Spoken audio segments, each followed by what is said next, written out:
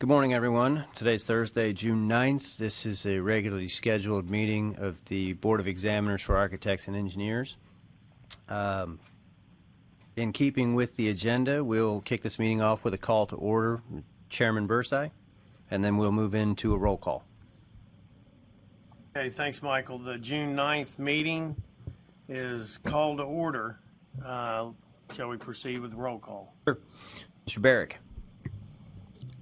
Here. Mr. Bursai. Here. Mr. Campbell. Here. Mr. Here. King. Here. Mr. Heathcote. I'm here. Mr. Parker. Here. Mr. Tibbs. We didn't catch your microphone there, Mr. Tibbs. Although Here. we can see you here. Mr. Wagster. Here. Ms. Doss. Here. Mr. Bricktaw. Mr. Bricktaw is absent. Mr. Thompson. And Mr. Thompson is absent. So with that, roll call being completed, Mr. Chairman, we review the agenda. Any changes and or additions? Buddy?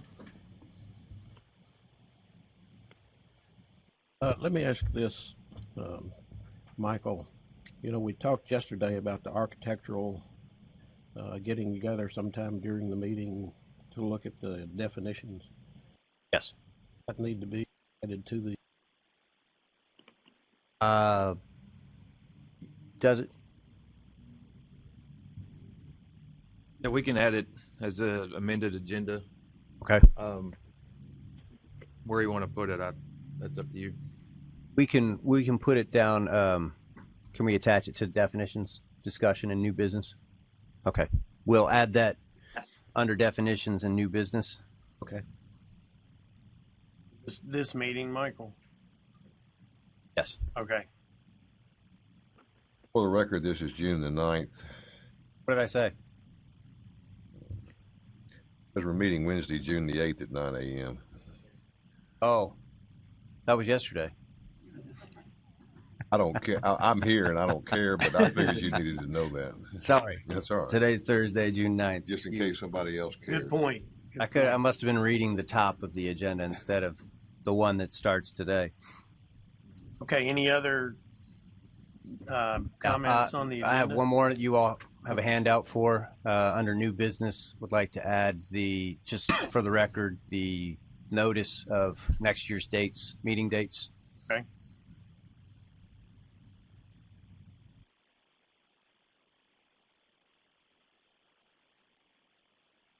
All right, any other agenda additions or changes? Okay, let's acknowledge guests. Michael? Yeah. Well, first of all, actually, we'll just keep this in order. We can handle that next part in the announcements. Ms. Laura Martin is joining us today. She is not new, I believe, to many of you. She is going to be filling in where Tony Glandorf has left off as the. Is it? Oh, you can go ahead.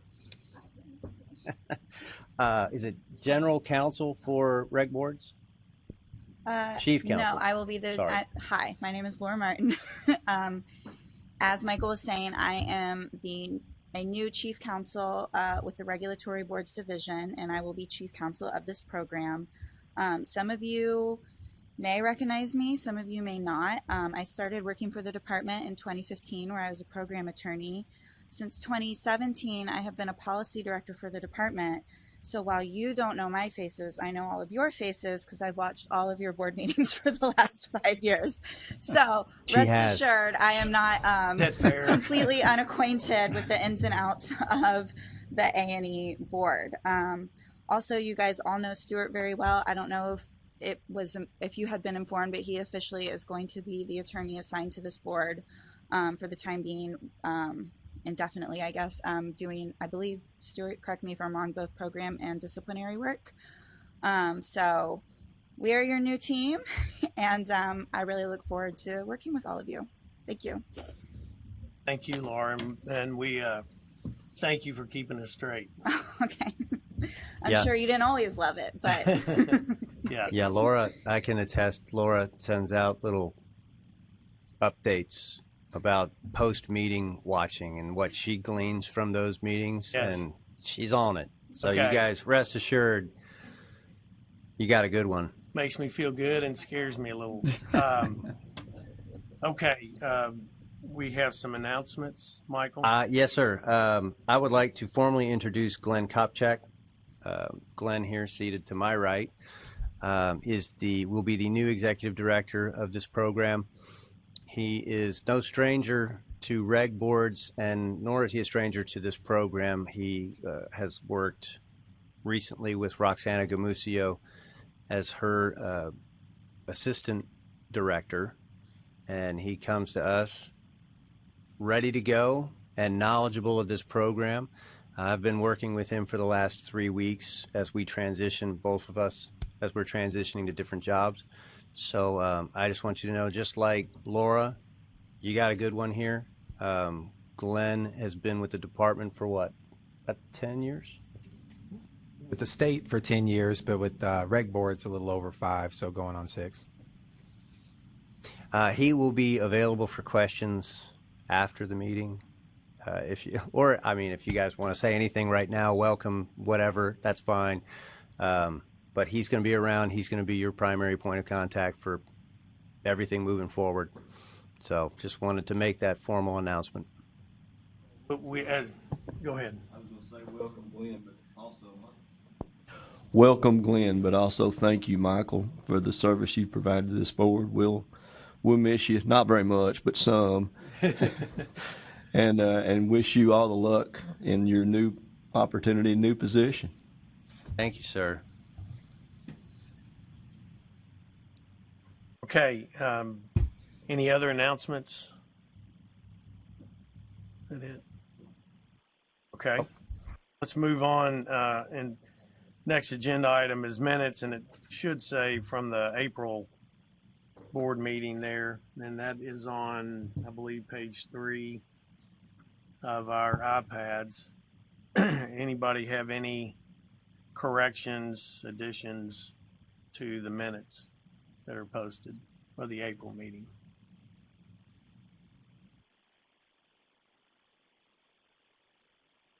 Hearing none, do we usually take a vote to approve those meeting Yes, minutes? sir. Voice vote. Okay, do I have a motion? So moved.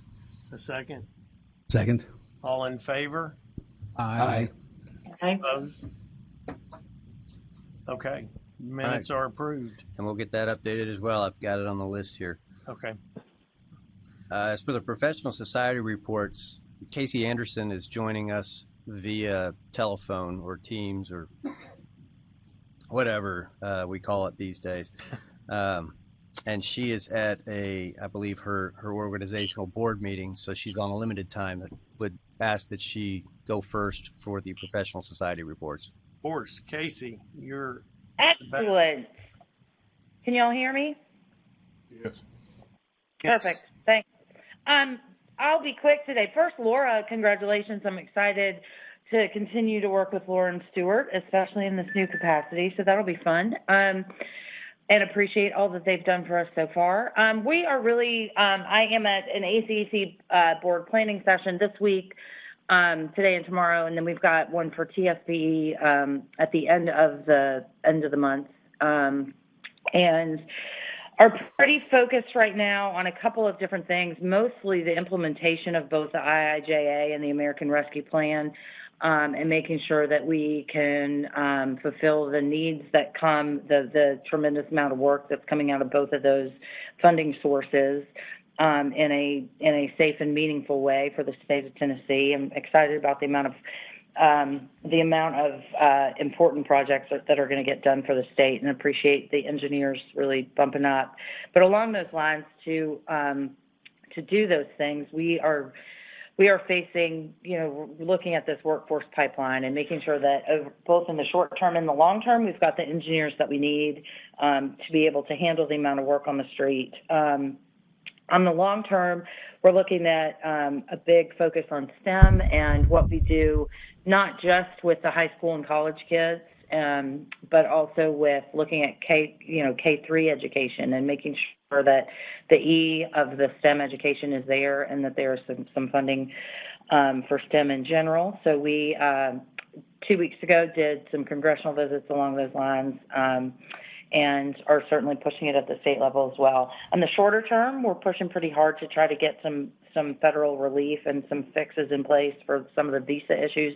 We've got some folks who are educated in the United States and in Tennessee, and who are actively working in our firms, who are sort of falling through the cracks on that lottery system with the visas and trying to get some relief there. And so we've been pushing hard for that to make sure that we can keep folks here and working. We're going to start had a great meeting with the dean of TSU and some of his department chairs as we were giving some scholarship money away a couple weeks ago, and have decided that it's really time for us to look at doing career fairs and some of the interactions and outreach that we do at the college level a little bit differently.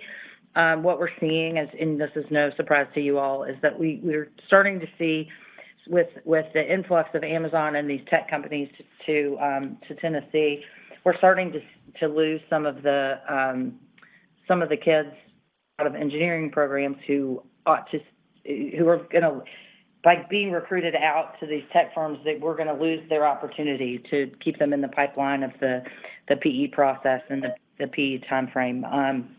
The PE path, excuse me.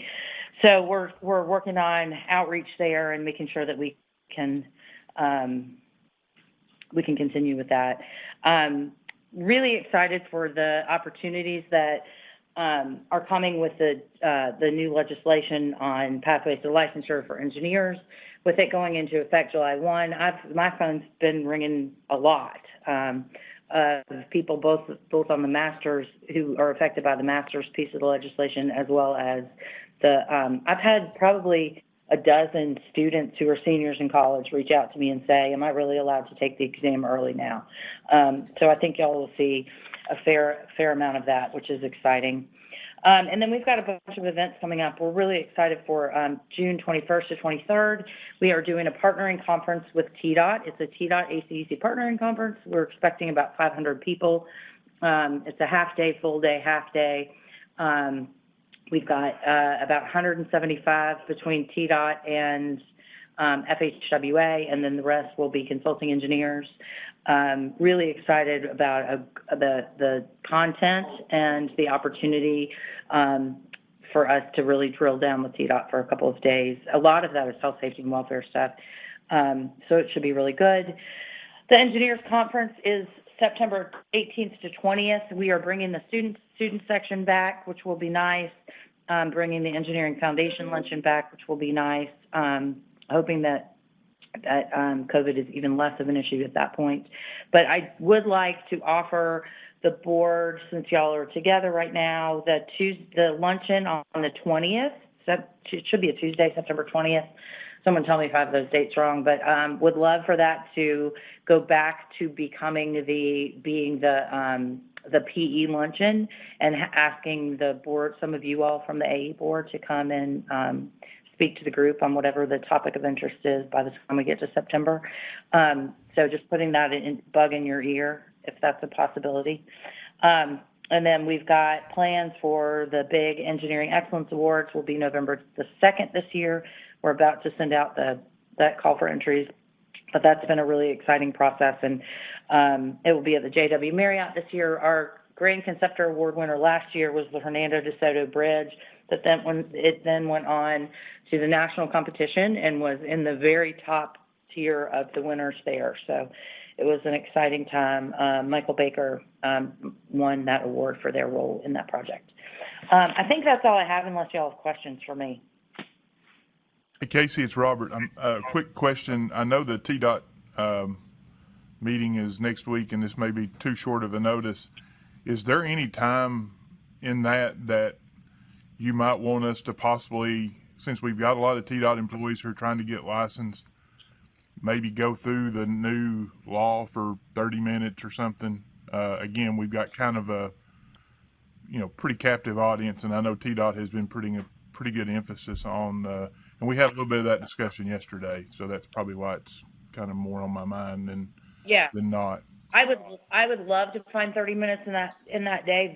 I don't know that we have that. That I the thought schedule this is really tight, but I will say this, I am, the MC for the event, if you will. And so I will make sure that, and you, those of you all who will be there anyway, I will make sure to talk about it from the stage and have you all stand up and say, if there are questions, go to them, if that's okay. Great. Thank you very much. No, thank you. I think it's important, and I wish we had thought of it, Robert, earlier. I apologize that we didn't. It's just On me too, so thank you, though. Okay, any other questions for Casey? Okay, great report, Casey. Thank you. thank you. I appreciate y'all. Okay, great. Okay, we will continue with professional society reports.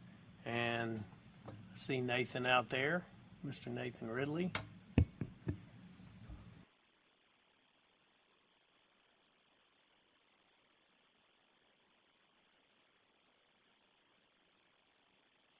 Ooh, is that better?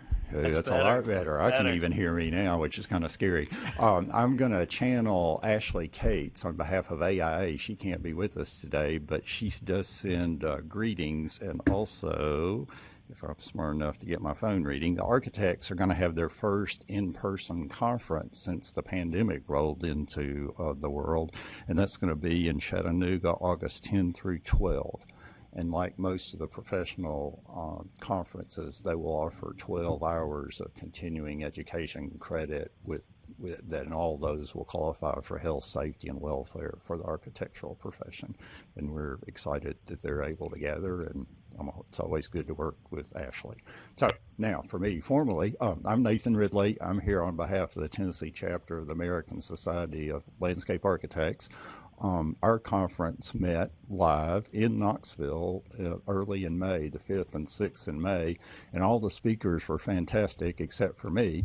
Our member, Blair Parker, spoke and did a good kind of what's a day in the life of the state regulatory board. And I think it was helpful for our members who were able to attend, because they nod when Blair and I talk, but sometimes think they're not really with us. But this time they paid attention, and there were some questions, and it was a good session, and they even got professional development credit for it. So a miracle. So that was a good gathering in Knoxville. We have a good gathering in Knoxville. We have great gatherings in Middleton when we meet in Nashville and Memphis, and I think that's just because of population dynamics there. Just for the Civics 101, because y'all always expect a little bit of that, the last day to register to vote for the August 4 primary is July the 5th, which means it's really July the 1st, because nobody's going to do it the day after the holiday, and that's a big week for vacations. I know everybody in this room's registered to vote, but we always try to build a culture of civic engagement for our design professionals, because that's what our legislative friends, our elected friends at the county, even at the local government level, pay attention to. So that's really, really important. And then the early voting for that election will start July the 15th, and election day is August the 4th.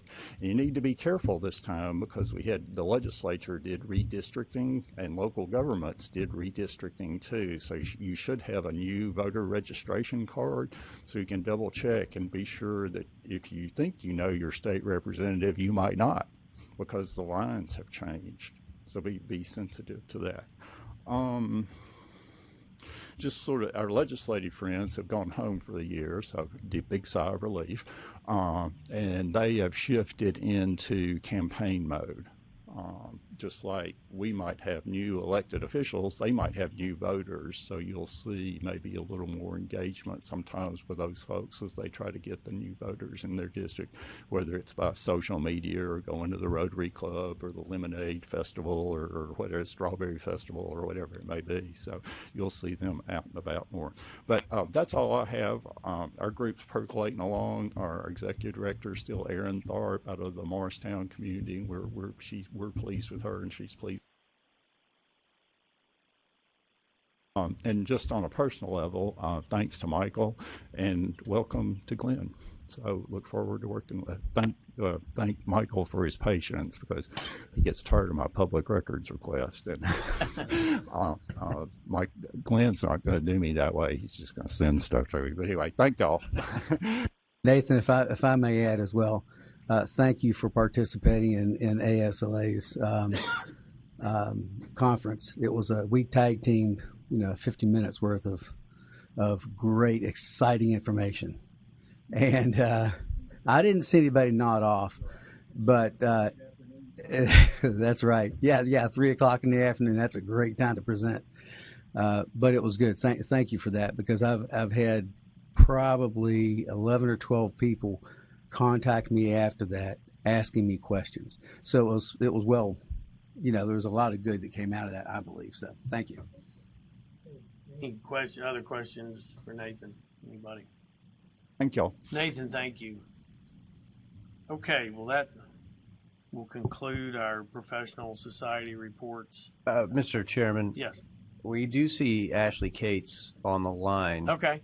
If you want to offer her an opportunity. Ashley, are you there? Hey, Michael. There's noise in the background, so I'm good. I put something in the chat that I'm sorry I can't speak, but Nathan provided the update for me. Oh, okay. No problem. Okay. Great. Thanks, Ashley. Okay, we ready to move on to legal case reports?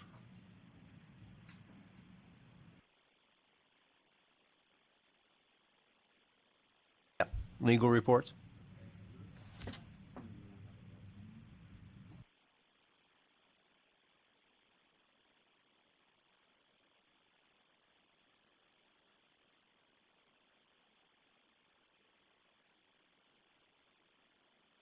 Chairman, if we may,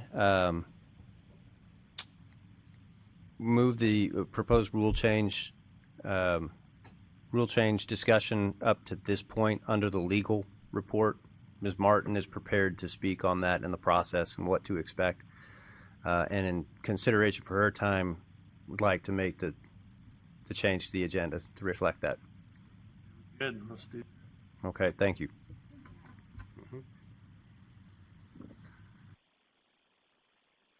Good morning again. I just wanted to talk to you guys about, so as you all know, a statute passed regarding decoupling. It also had some impact to the architects. I'm sure you all know about the statute or the bill that I'm talking about. So that is going to go into effect July 1st. And right now, Stuart and I are going through the rules because we recognize that there are places in the rules that may conflict with that new statute. So we don't have a rules packet to present to you today, but I wanted to let you guys know that we are working on it and making sure that we're catching anything that may be conflicting, and then we're going to have to bring a rules packet in front of you so that we're in compliance with the statute. Starting July 1, I just want to be really clear, especially if you guys are doing any sort of outreach engagement. Once the bill goes into effect, once it is statute, we follow the statute. I think everybody kind of understands that, but I just want to be really clear. If anyone asks you, or if you're confused, if anywhere you see a rule that might conflict with the statute, we're following the statute. And we're in the process of trying to make sure our rules keep up with it. As you all know, rules can sometimes take a while, but we are going to move on that as quickly as we can. So I just wanted to make that clear to everyone. Does anyone have any questions?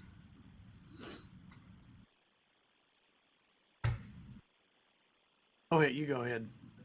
So the question is, I think we had this discussion a little bit yesterday when we were approving applications. It seems to me that since we don't know, the statute does rule, we need to make sure that those that go through either the masters or the whatever this path, we need to get those looked over by legal to make sure that there's nothing out of the ordinary before we go to approve them, because we're going to have some sort of convoluted discussion, sort of like we did yesterday, on can we do this, can we do that, until the rules are promulgated to where we know what Right, and I know so- we go by the statute. I get that, but Right. if it conflicts with the somewhere. bill that was proposed did allow for some of the specifics to be thought out in rules. So yes, in the meantime, our directive is to just follow the statute. You guys do have authority to interpret your statutes. I would encourage you not to take any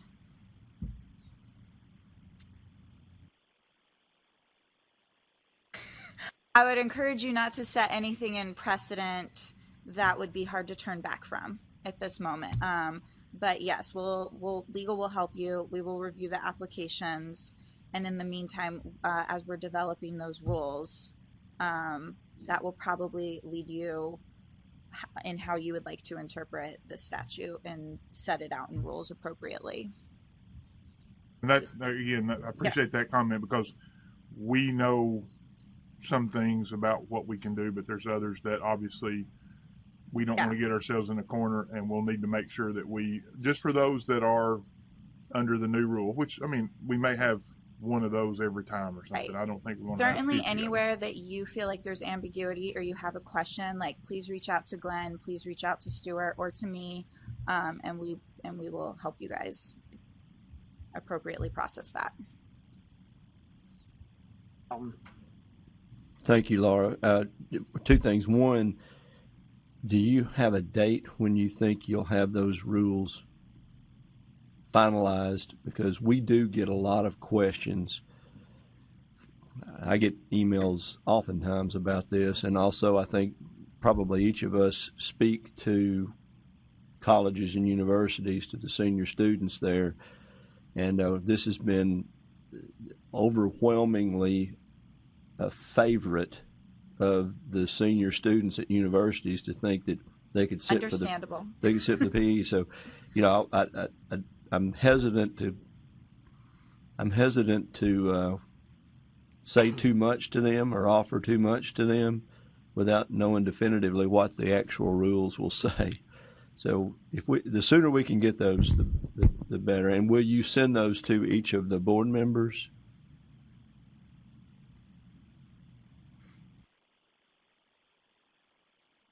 It's like it is our hope. Stuart and I have discussed it. We would like to be able to present you a red line by the next board meeting, but certainly we can send that to all of you so that you can start reviewing it as soon as we are good to go, and so that we can start getting your feedback. That would be helpful, and thank you. If there's anything in particular that you already know that you want the board to consider in the red line, like you can email me, you can email Stuart, and I mean, if you want us to just present to you a red line and then you can pick at it, that's fine. But if you already know there's something specifically you want for board consideration, please be proactive and reach out, and we will accommodate that. Brian, did you? I do, but I was going to ask for a quick summary, but instead of doing the meeting for that, I'll just ask Glenn or Stuart just for seems like everybody else knows about it, so I won't take the board time to do it today, but I'll check in to get an understanding, make sure I understand what the statute is, and especially how it affects architects. Okay.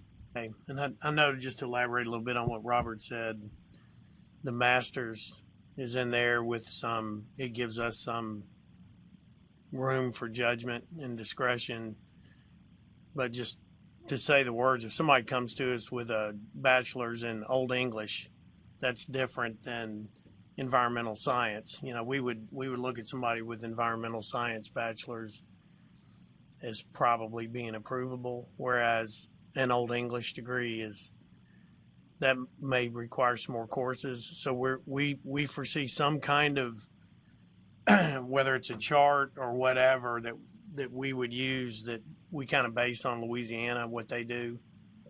And I don't know how that fits with the rules. We'll just have to see.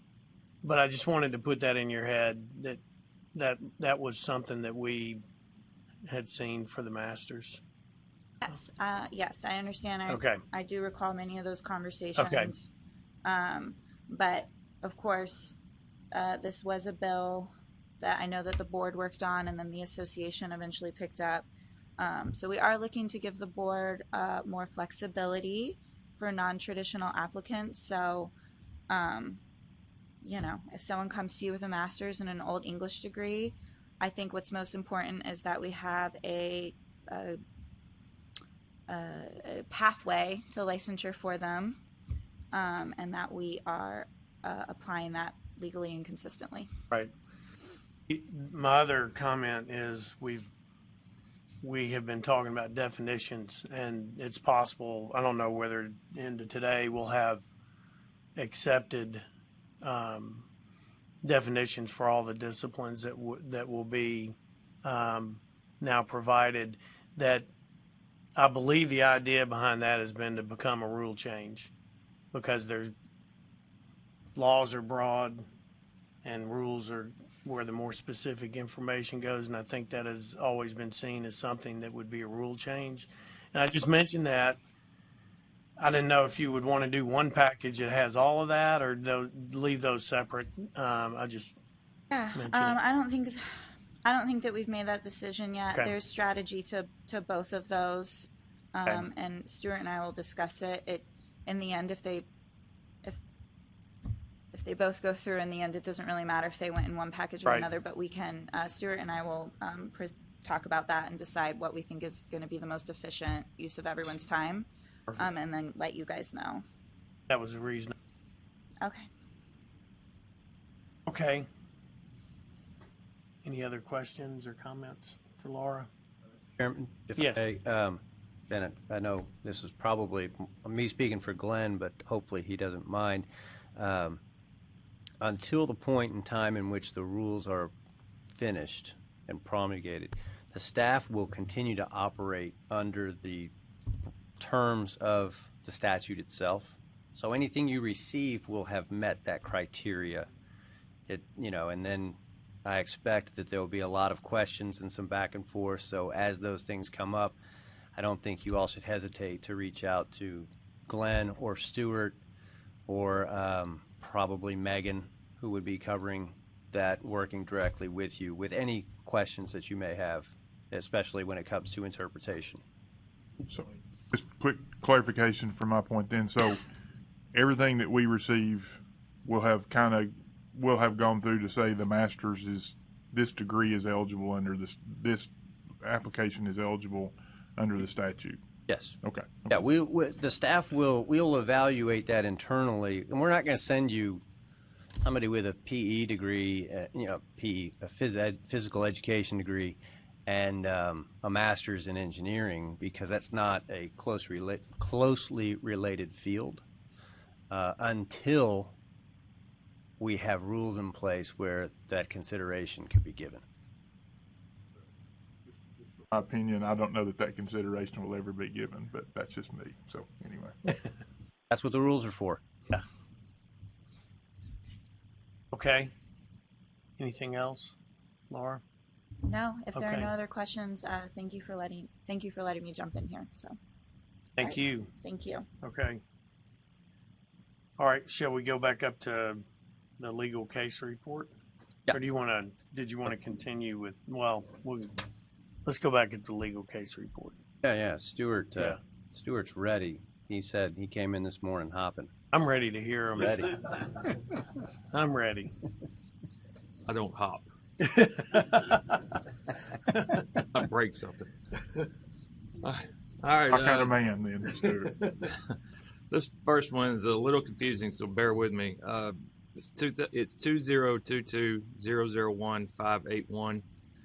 Complainant alleges that a contractor provided poor craftsmanship, ignored building codes inspection, conducted unlicensed firm activity, and is impersonating a licensed engineer for personal gain by the contractor. There was an alleged site visit inspection letter drafted by a respondent and stamped by a registered engineer. The name of the alleged engineer is the contractor/owner of the company that built the residence. The registration number on the stamp is the contractor's license number, and the contractor is not a registered engineer. The contractor states they have no knowledge of the letter supplied by complainant. The contractor's attorney stated that the complainant refuses to identify who provided it, and that the contractor had no reason to create a fake report while paying for true reports from a licensed structural engineer firm. The site visit inspections from a valid licensed structural engineer firm and invoices were provided by the contractor and are stamped by a licensed engineer. The respondent in this matter is an alleged licensed structural engineering firm. There is no record of this firm. The address provided on the letter is not associated with the contractor or respondent. The phone number on the letter is the same as another licensed construction company owned by the contractor, but not the one that built the residence. An investigator was sent to speak with the complainant that allegedly received the site inspection letter with the invalid seal. Complainant states he was told by an employee of the contractor that the letter would be on the kitchen table when he arrived to make the final inspection. He apparently told the contractor that a certificate of occupancy would not be given until the validity of the letter was verified. The contractor's attorney stated again that the contractor has no knowledge of the document, not in possession of any stamp, how the letter came to be, and where the document came from or its alleged purpose. The contractor's attorney stated that the contractor was unaware of the document being presented to anyone on his behalf, and the complainant continues to refuse to identify who provided it, and that the contractor had no reason to create a fake report while paying for true reports from a licensed engineer. Further, the contractor's attorney stated that the final site visit letter from the licensed engineering firm reflecting the remediation and completion of work was supplied to the complainant when the contractor requested a certificate of occupancy. The complainant signed off on the work and issued the certificate of occupancy. Signature examples of the contractor and signature on the alleged fake letter were not compared by a handwriting expert. However, they do not seem to be similar enough to prove the contractor signed the stamp on the letter. This was reviewed by board member Robert Campbell. Mitigating factors are the respondent does not exist. There's not enough proof to establish wrongdoing. The recommendation is to close. Thank you, Stuart. Robert, you have anything to add? I probably shouldn't, but I'll go ahead. There is somebody did something wrong here. I mean, there's a stamp out there that's got a signature that's a licensed engineer that's not even in that county, community, nothing, right? So there's something out there. But the issue is we can't find anybody that would have done that. So it's either an employee of the contractor, and they said they got rid of some, which is a little suspicious, but we could take years and not find anything, and the structure got built correctly. I mean, there was a reputable structural engineering firm that was looking over everything. So, you know, I hate to do that, no harm, no foul, but in this case, I don't know that the net benefit to the public would be worth the effort that it takes to go find the 32 people whose fingerprints may be on that document. I just don't know, but it's obvious that there's a stamp out there and somebody either photoshopped it and put it on there or something. The contractor's license was the license that they use for the engineering license number. It's messed up, but again, the structure looks like it got built correctly, and all defects were remedied. So, you know, what is it? Discretion's the better part of valor sometimes. So I think we ought to close it and go on, or we'll be mired up to this for a while. Okay. Thanks, Robert. The recommendation is to close. Do we have a motion? Move to accept the recommendation. Okay. Second. We have a second from Frank. Any other discussion? Okay, all in favor of the motion, say aye. Aye. Opposed? Okay, motion passes. Okay, number 2, 2022010411. Respondent's firm disclosure was formerly listed under a company and not the same of the respondent, which is a DBA of the company. The responsible charge of the company has since left and his Tennessee license has expired, which invalidates the firm disclosure of the company. The parent company has also been dissolved in Tennessee. The firm in Tennessee is using the name of the DBA. The DBA is registered in Texas but not registered with Tennessee Secretary of State.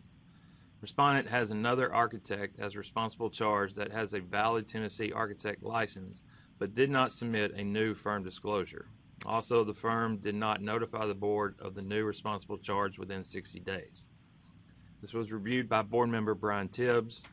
The recommendation is to authorize a civil penalty of $500 for failure to notify the board the change in status of the responsible charge within 60 days and operating without a firm disclosure.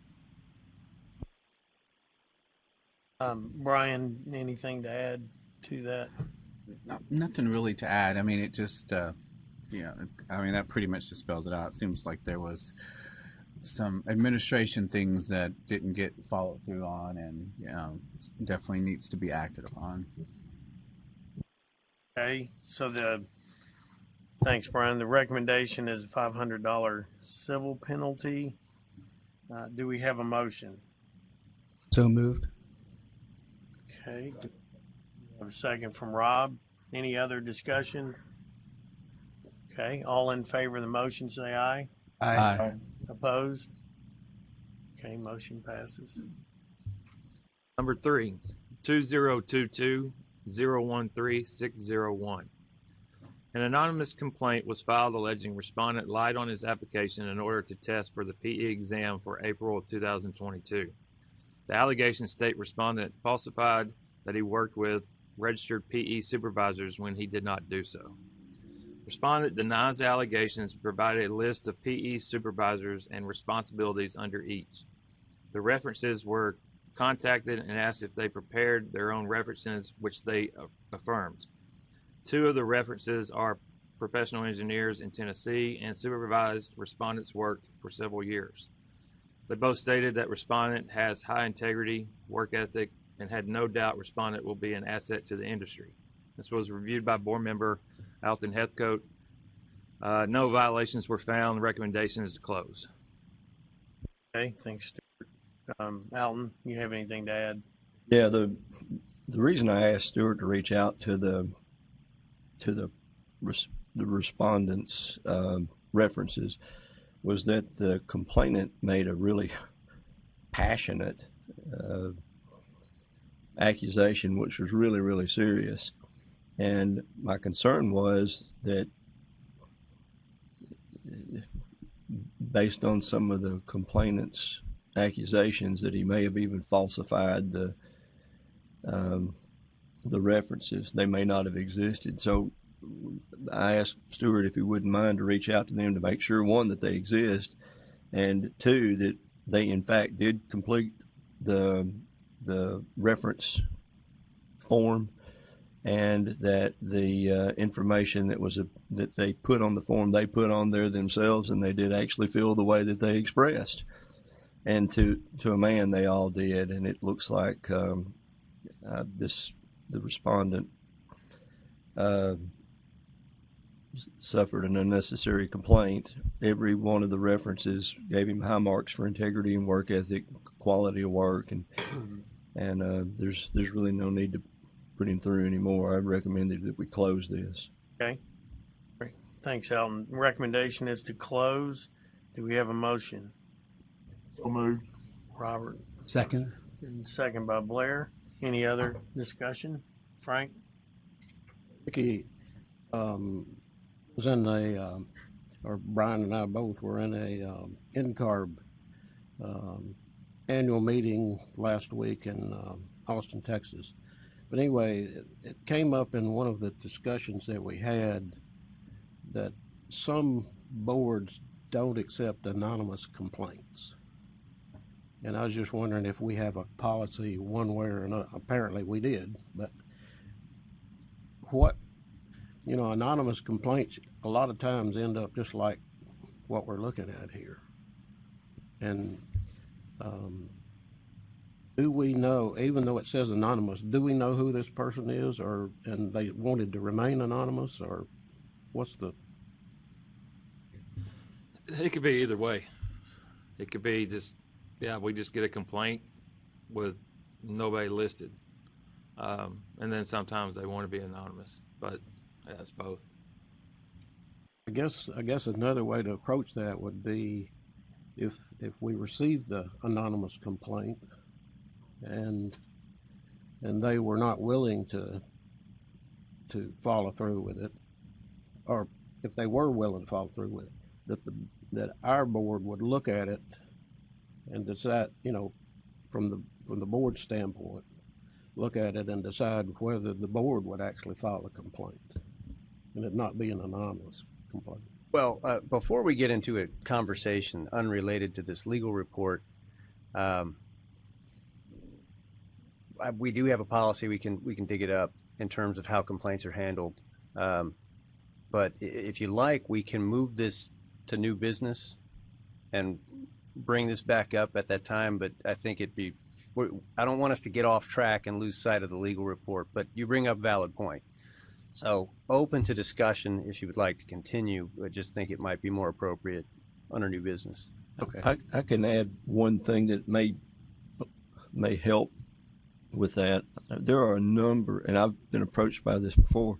There are a number of public officials who work with engineering and architectural firms all the time that don't want to reveal that they're the ones that made the complaint, because it obviously would affect the environment that they work in a lot.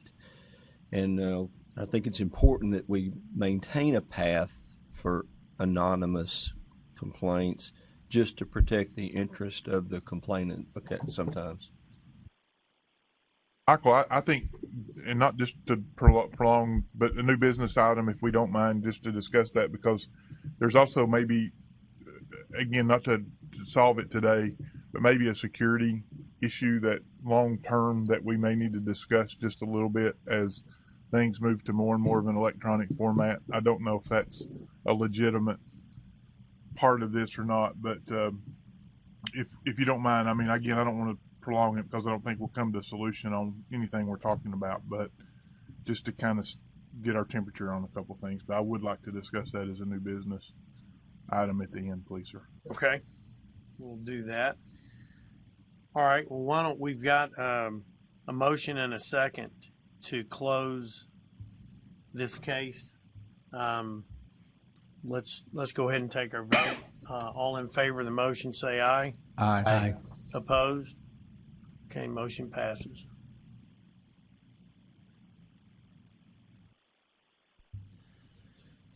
Number 4, 2022-01-7971.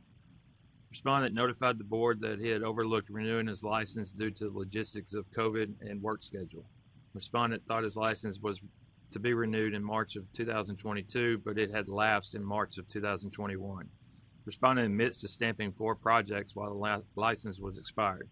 The scope of the projects reveals 3 projects were not exempt. This was reviewed by board member Blair Parker. They admit to stamping plans on an expired license. The recommendation is authorize a civil penalty of $1,500 for stamping plans on an expired license and pass the laws and rules exam. Okay. Thanks, Stuart. Blair, anything to add to this? Really nothing to add. This is a simple oversight by one of the landscape architect. It sort of got through the cracks, and he stamped 4 projects, 3 of which were of the size that required a stamp, and so that's why we identified it as it is. The good thing is he came forward and brought this to us, and so here we are. So my only thing is he knows he is in the wrong, and the board taking step here at $500 per project, as long as that is a consistent number as I recall in the past. So as long as we're consistent, I think we're good to go. And I support this recommendation. Okay, so we have a recommendation for civil penalty of $1,500 and pass the laws and rules exam. Do we have a motion? So moved. Second. So we have a second by Frank, right? Okay, any other discussion? All right, all in favor of the motion say aye. Aye. Opposed? Motion passes.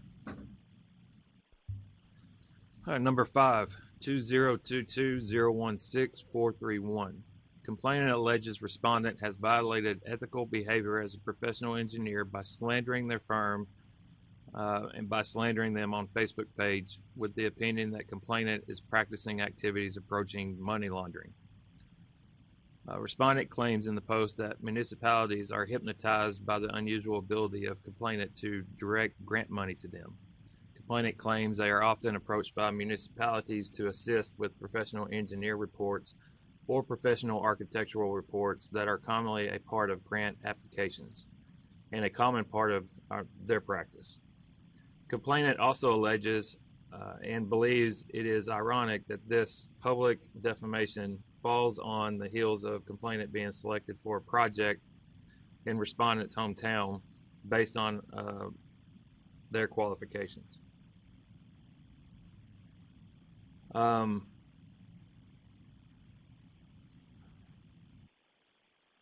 think that is different. It should be respondent, or respondent also alleges that it believes it's ironic that the public defamation falls on the heels of respondent being selected for a project. Sorry for the confusion. Respondent explains that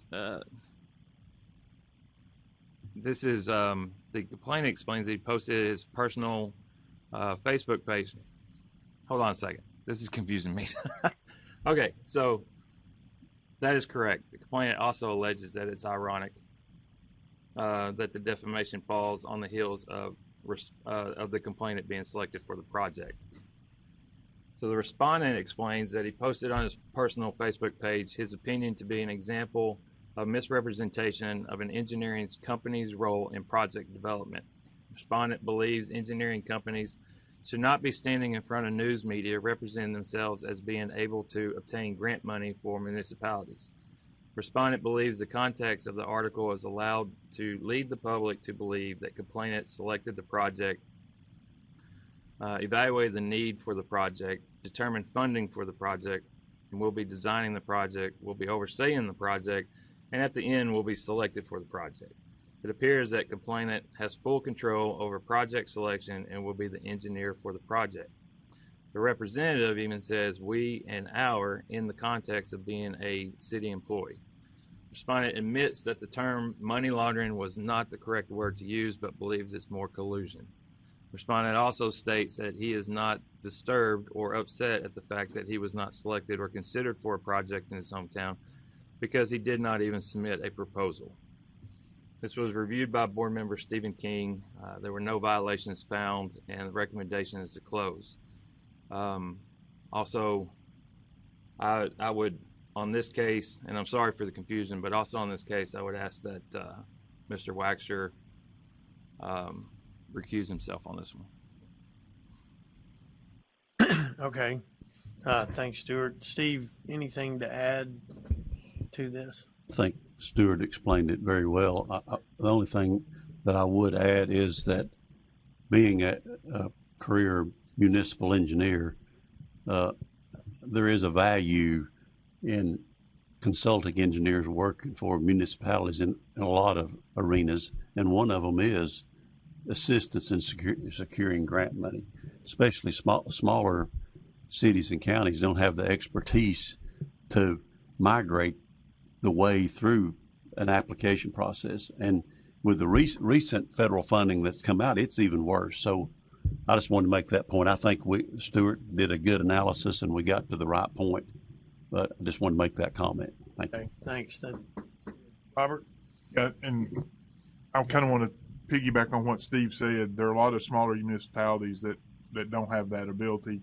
And in a lot of these grant applications, the engineer is very integral in coming up with project budgets that the locals or the municipality can't do. Plus, there's a lot of words and phrases in those grant applications that if you're not used to writing them and understanding what the person on the other side is, you may have a great project, but it's not considered because you don't use the right verbiage or don't put it in the right category. And so I don't believe that, I believe that value. Of course, I'm coming at it from the person writing the grant, but I agree with Steve, that value for the engineer or architect that helps those municipalities, and in a lot of cases can mean the difference in millions of dollars coming to the municipality or them getting zero on important projects that they have coming up. Are there abuses probably out there? Yeah, there probably are, but do people have their favorites? Yeah, they always do. But I don't think those relationships are bad, because those relationships help open up good lines of communication between the different parties, and oftentimes I believe result in a much better project because they have that familiarity in some cases, and they understand some of the needs of their communities or the needs of the owner. So I agree with Steve that the engineer architect that helps in these cases, it can very much provide a very valuable service. And the word hypnotize is funny to me, but I was thinking of Alton a little bit, how he hypnotizes the board. But anyway, that's just another story. Thank you all. Thanks, Robert. Don't confuse putting them to sleep with hypnotizing. Okay. So there's a distinction. So to summarize, it seems like hearing all that the respondent expressed an opinion on social media that, whether right or wrong, they were expressing an opinion, but that there was nothing there that rose to the level of a rules violation. Is that kind of the summary? Stuart and I did have a conversation about that, and that's somewhat concerning, but not to the level that we felt we ought to pursue it any farther. Okay. All right. Well, we have a recommendation to close. Do we have a motion? So moved. Okay, Rob. Second. We have Brian second. Any other questions? All right. All in favor of the motion, say aye. Aye. Opposed? Okay, motion passes, Stuart. And number 6, 2022-019-761. Complainant is the city codes officer that was presented with a project that required a design professional stamp drawing for a detail of the project. The complainant went to verify the respondent's license after receiving the stamp plans on February 1st, 2022, and learned that it was inactive. Respondent admits they stamped the plans on an inactive license. The license has been inactive since September of 2018. Respondent explains it has been in poor health the last several years and chose not to renew their license and not practice. A friend of the respondent who was running the project asked if respondent would review and stamp the plans. Since February of 2022, respondent's health has improved, and he is in the process of taking PDHs in order to renew the license. It's reviewed by board member Alton Heathcote. The aggravating factor, of course, is knowingly stamped plans while license inactive.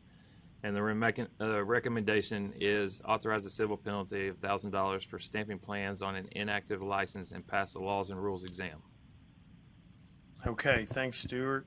Alton, anything to add there? Yeah, thank you, Ricky. This is different from the case we heard earlier that Blair reviewed, where it was a mistaken omission.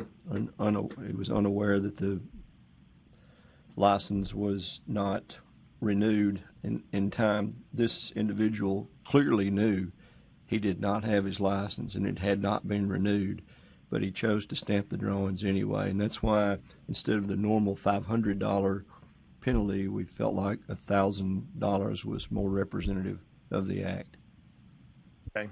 All right. Thanks, Alton.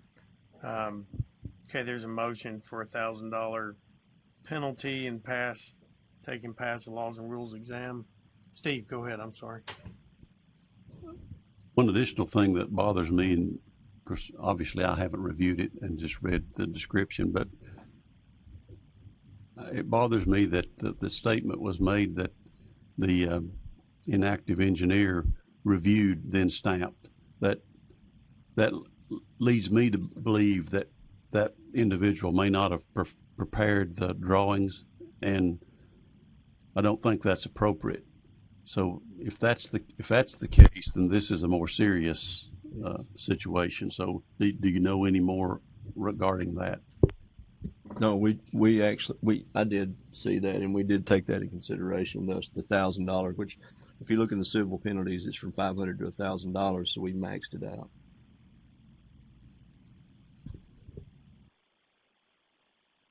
Frank.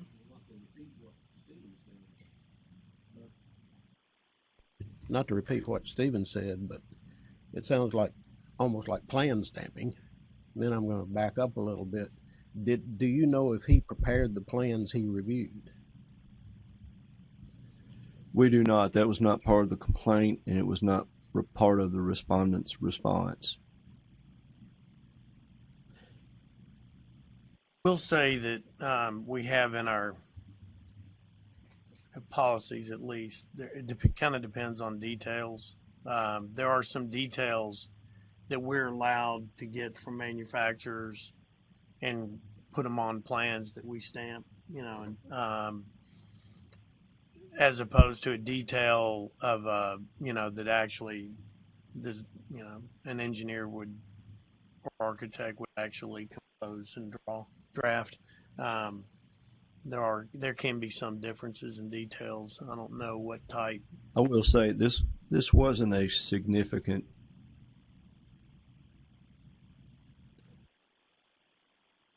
not disclosing to it. This wasn't a significant addition, not a building or anything like that. It was more like what we would normally consider an incidental addition to an exterior part of a dwelling. It didn't rise to the level of endangering the public's health and safety. It was an individual homeowner issue. And in this particular case, it appeared that the plans rose to the level of meeting the codes officials' review and approval. So I don't think it should go beyond the fact that the individual, the respondent, knowingly was not licensed, had let his license lapse, but signed or sealed the document anyway. Okay, so we have the recommendation. Do we have a motion regarding the recommendation? So moved. Brian moved. A second. Rob seconds. Any other discussion? Okay, all in favor of the motion, say aye. Aye. Opposed? Okay, motion passes.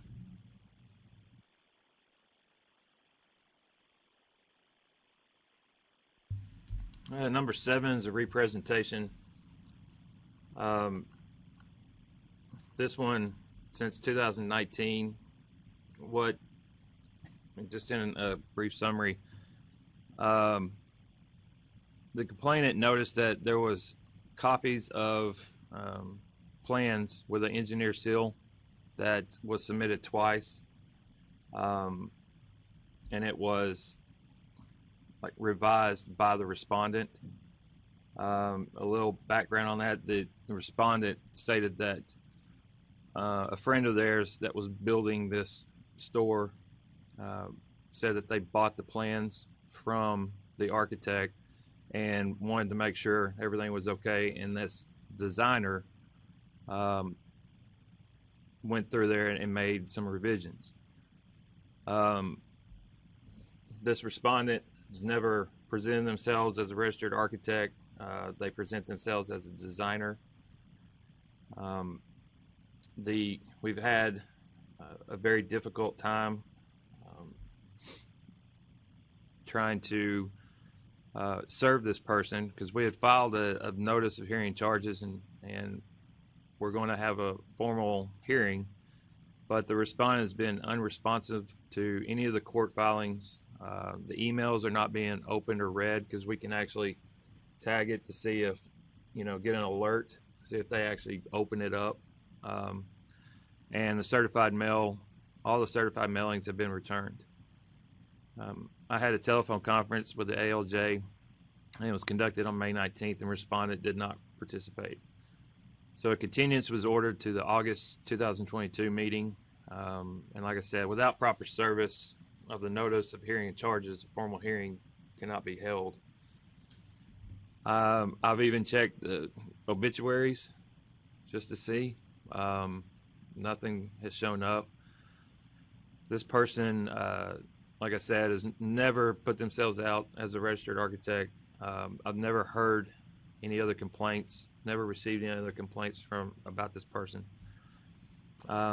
So the recommendation here is to close, but I also know that if something was to come in the future, I mean, we could always try to reopen it up and add that to a complaint. But like I said, I haven't heard anything in 2 or 3 years from this person, and everything keeps coming back. We can't find this person.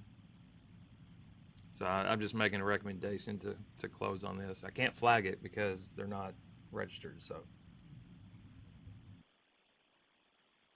Okay, we've got a recommendation to close.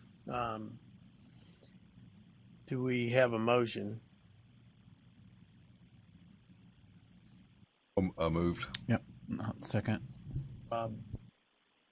Motion, Brian seconds that. Is there discussion? Alton? Yeah, thank you, Ricky. Stuart and Glenn and Michael, is there anything outside of what the board can do? Can we report this to some other entity or agency for other action? I mean, obviously, what this individual has done is, while the board may not be able to exercise any sort of penalty against them, it certainly seems like it's merited. Would the local building official or the public entity that it was submitted to, do they have the ability to take action against something like this?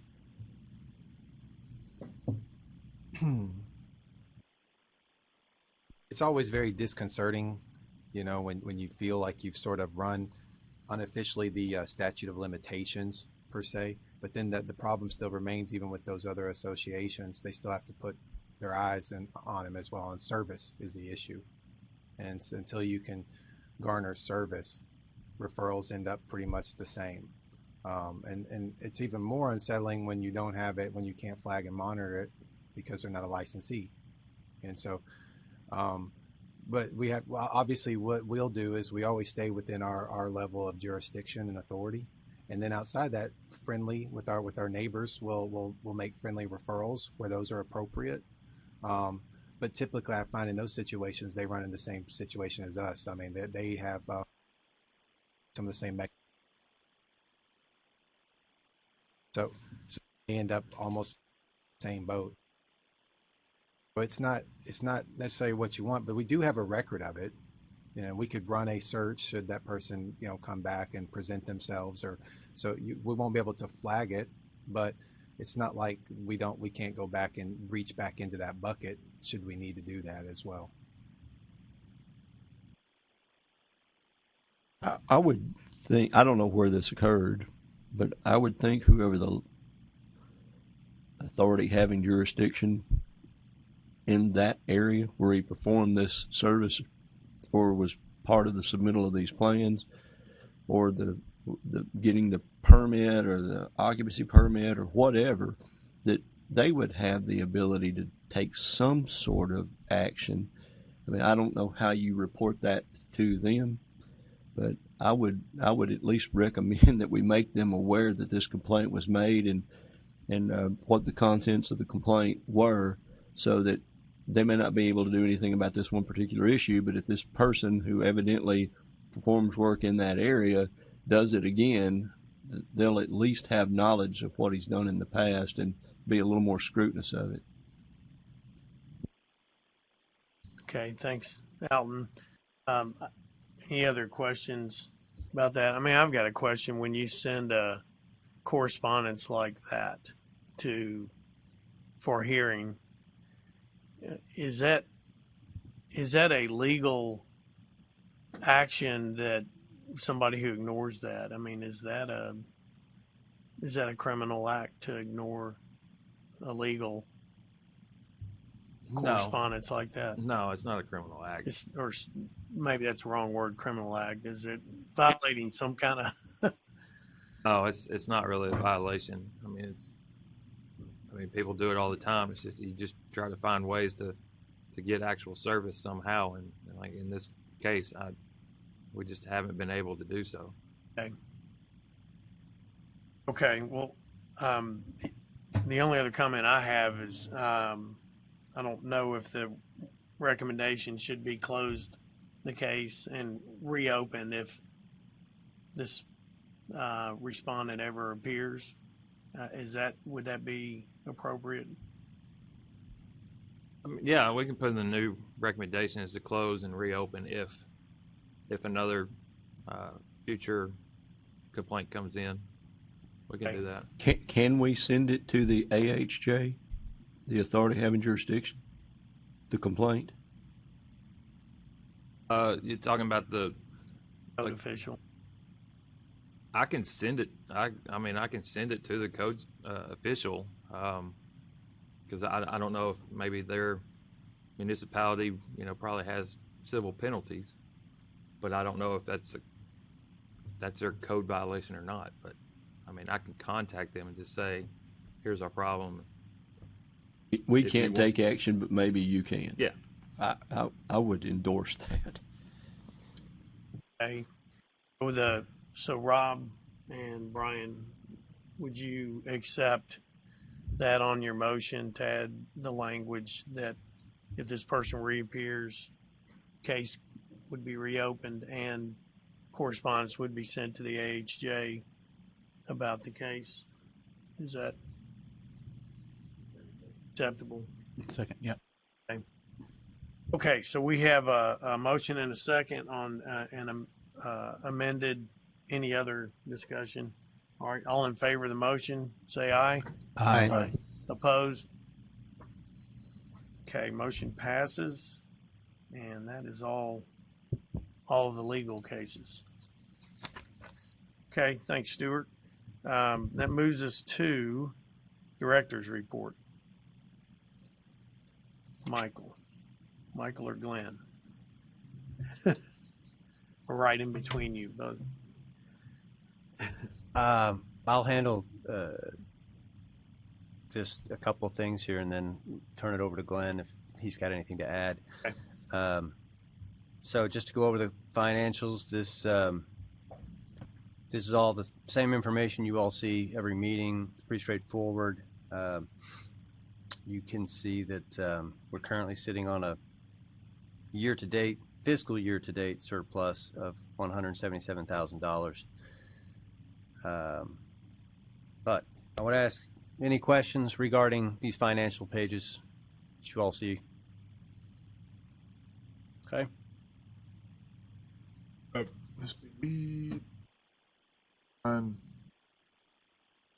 Grants, not. It's been made. It's been made out of there. Okay, that's what I was looking for. Okay. Look under. It's under. I see it. Right beside me. I went to. Thank you. No problem. After that, I think normally what I would have done on a normal circumstances, well, I take that back. Newsletter submissions, still have only received one newsletter submission. I know we still have some assignments out there and people have been working on them. So once again, encourage you to get those in because without the content, it's just a letter. Can we, and I'm not doing this to embarrass anybody, but can we identify other articles that we're waiting for, like who was going to do what? Might help. Not embarrass, but might help us. Well, how about I say that yours is the only one I've got in the folder currently. That's why I'm asking, because I'm. Seriously. So Ricky, mine is missing. No, I did not provided. Okay, I didn't want.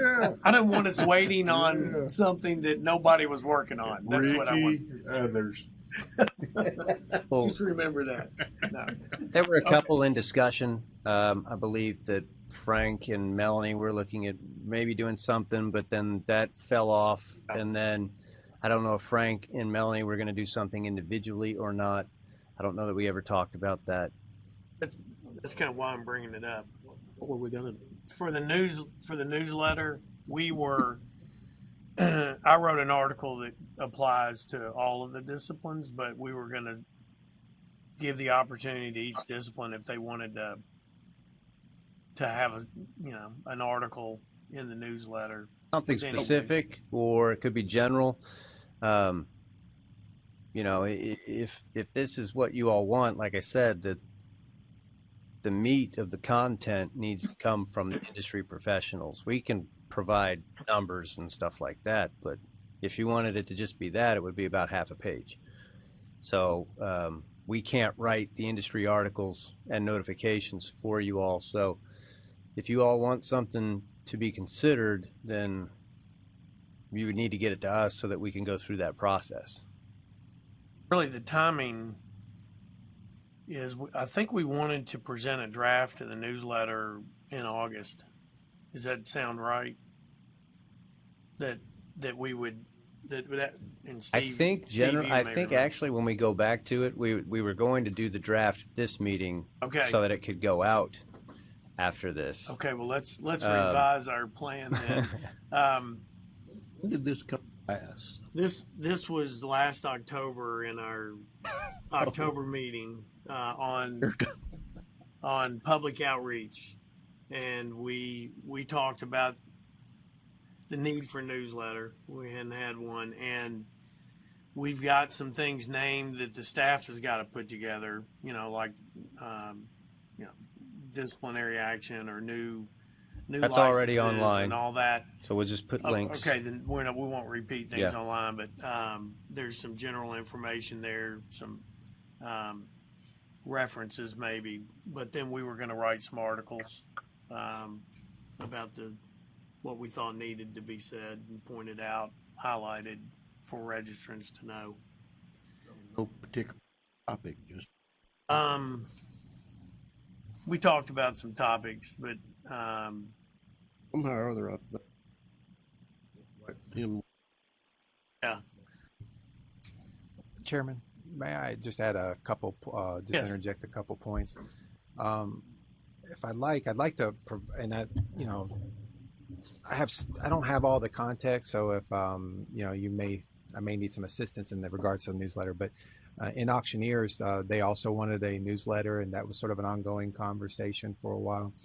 And what we decided upon then at the time, the staff themselves didn't necessarily have that expertise in shop to do it at the quality or the level that we wanted that newsletter to be.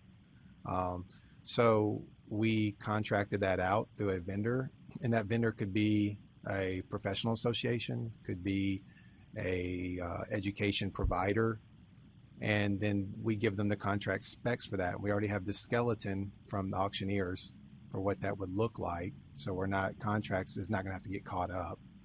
And then that they drive the content as well, and then with offerings from the board, but they're not waiting on necessarily the board or even staff. And so they have a regular schedule for which they keep.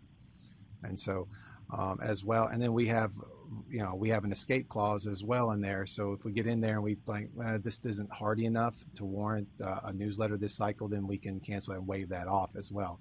We're not committed to content that we don't necessarily approve of or want representative of the board itself. That might be an option for this. I don't know that we've necessarily deep dived into that from what I can tell. I haven't looked at all the information. Sure. Well, we had a pretty good discussion about it in October. We did a newsletter in 2018 and have not had one since. So if we don't have enough information for a newsletter now, we're not trying hard enough. It's been 4 years. But I think we do. I'm being a little facetious there, but I think we do.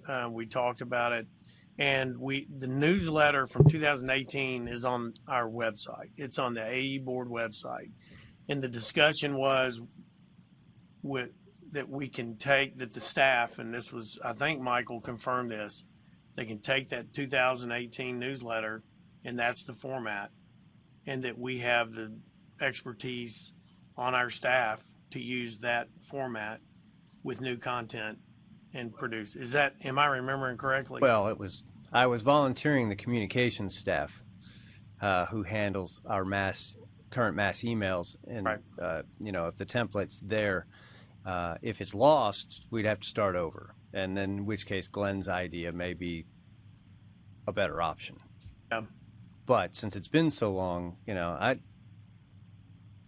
believe we may have had one person ask if we were ever going to send out a newsletter again. Yeah. I thought we'd found the template. We from did it. We 2018. have it. We just So, don't have I'm- anything to put in it yet. Well, if you look at the newsletter, the content that you're talking about is the first page or two, and then there are about 2 or 3 pages of statistical information that was in the But newsletter. what we talked about also is that we have all of that online, so we're just going to post links. We're not going to Correct. put all that stuff on there, so you're basically just looking at one page. Chairman, feels like a twilight zone of a October conversation. I think maybe new executive director Glenn. I think Glenn. I think we might need to relook at that. This is obviously something we've struggled with. And Frank is like, article. So, I think we need some help with it, honestly. I think that may be something we should look at. Do you mind if we go back to the committee and study more what already has been done by auctioneers? I just think obviously this hasn't been working well, It's and not. we're about to get October again, so there's another group that's had a successful way of doing it, and maybe we ought to just explore that if you're okay with tabling that. I'll turn to our committee chair, Steve. What's your? I what do you think the committee is open to any pathway to get us to a newsletter. So I think the board has expressed interest in having a newsletter. So however we can get to that point, I think we're open to it. I agree. That sounds fine, and I think that would be maybe a committee meeting needs to happen, whether that's virtual or in August, to basically maybe make a fresh start. Okay. Let's see. Any other? We are still in director's report.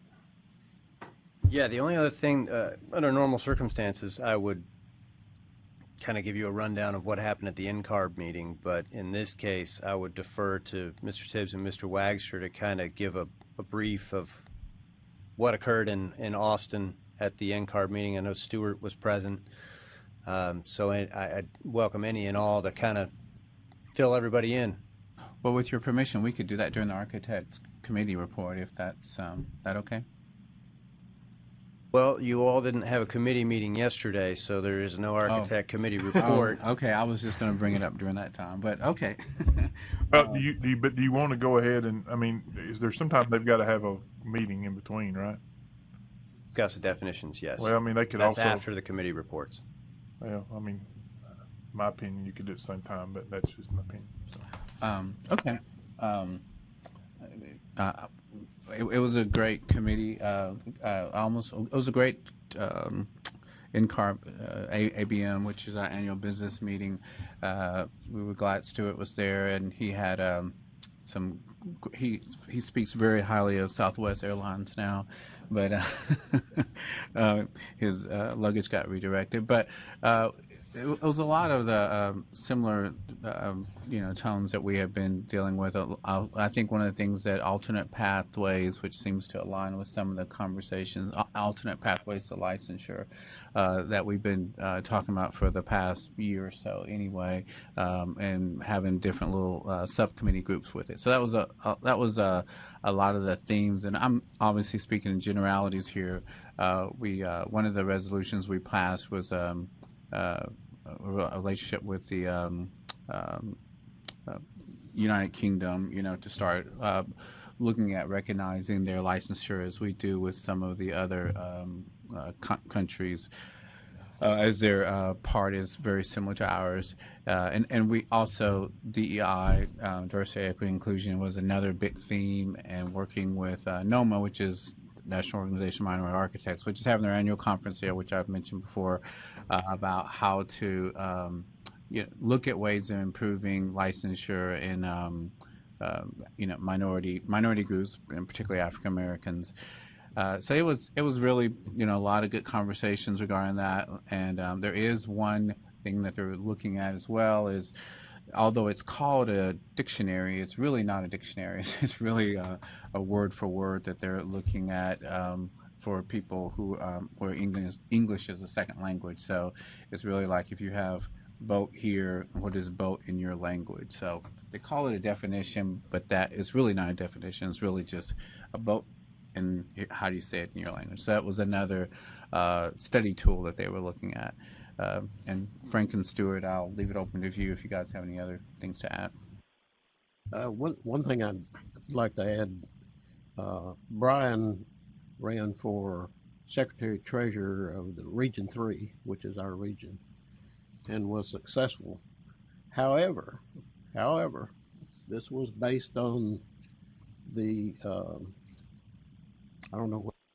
Current director of Region 3 was running for one of the major offices in the NCARB, and so everything was, if he won his race, then everybody steps up, and so that was a tentative election, and he lost by 2 votes. So yay for Brian for winning his election, but it got negated by, they couldn't, nobody was moving up. So we're proud of Brian, even. All for now. And next time I think he'll be successful when it comes to A full congratulations. Okay, well, thanks for that report. Appreciate it. Any other items in the executive director's report? None for me. Glenn, do you have anything to add? Okay. Go ahead. One item, and probably should have talked a little bit quickly about it yesterday. On some of the applications we have for engineers, I've made some notations on some different things that we may need to look at. Experience, what's the NCAAS record versus other references, and do that with staff. So I don't know where those have kind of gone, but I know you've got some new staff on board in the last year, 6 months.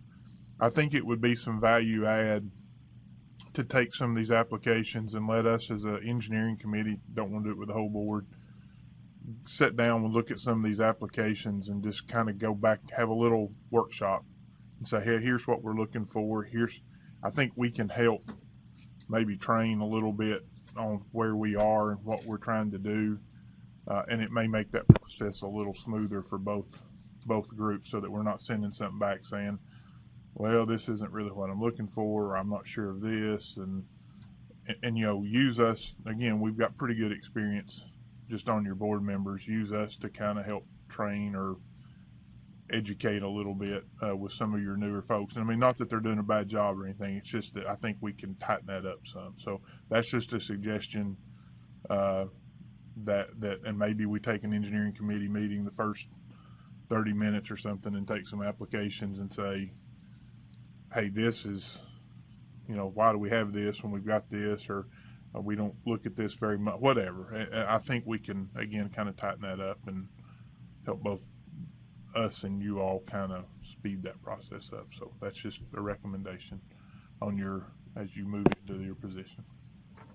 Okay, thanks, Robert. We'll probably ought to find the right format for that, whether it's engineer committee meeting or whether that's a phone call that kind of with, could be just you or me, or could be a meeting, a virtual meeting. Yeah, and I mean, the only reason I say the engineering committee meeting is I would like to go lay down or put up on the screen or something, here's a half a dozen applications, and, because especially some that we made some comments on, and say, yeah, okay, and have whoever's reviewing them or potentially reviewing them, and say, I'm a big fan of let's pointing them out and being in the same space to do that. I just, that interaction goes a lot further than the phone call thing. Because to me, again, I'm old school, and That sounds it's easier good. for me to point, than So it that- is to go, hey, on line 3, something, Right. and we all get confused on that. Can we So, put that on the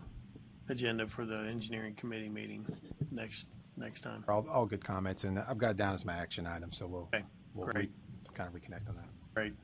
Okay, next is committee reports. I will say, whatever the pleasure of the board is, we can take a quick break if we need one, or keep moving on, whatever the board wants to do.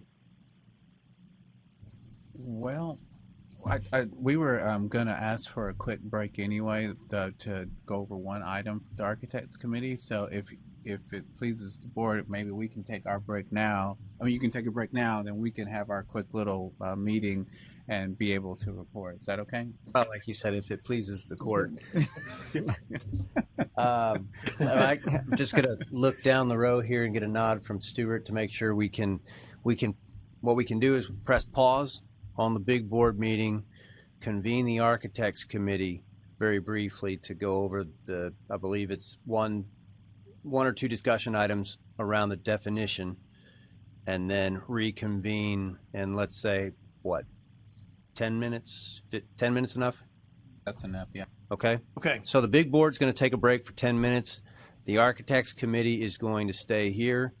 The cameras are going to stay rolling. This will all be part of the whole thing. And then we will reconvene the big board in 10 minutes. So we'll just say 10:45. Okay. All right. Thank you. Oh, and please mute your microphone if while you're up there, except for you two over here in the Architects Committee.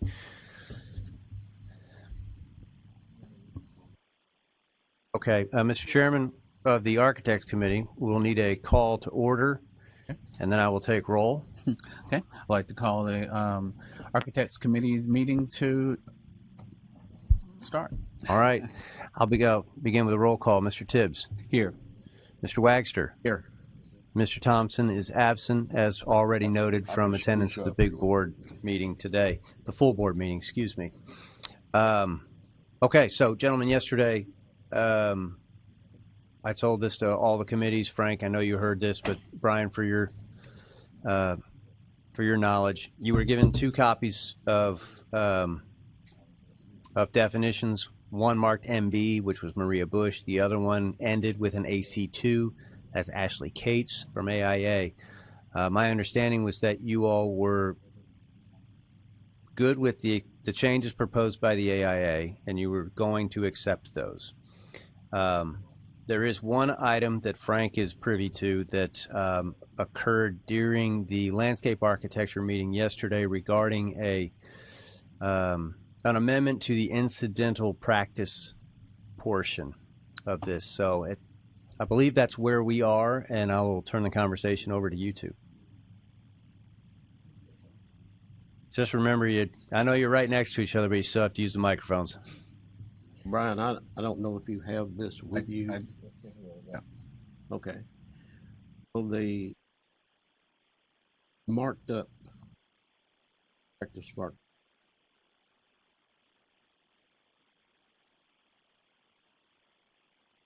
Just go over these real quick. The first comment, AC1 added May, and I think everybody's agreeable to that. It's my understanding. The AC2 says consider making these items part of, I think, AC2 and AC4, we're not going to do that. I mean, Okay. it's just moving stuff around. Okay.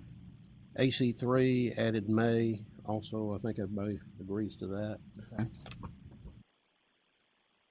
Last one, AC5, again, that was moving something around. I think we just leave it where it is. Now, the thing that we wanted to add, or discussed adding,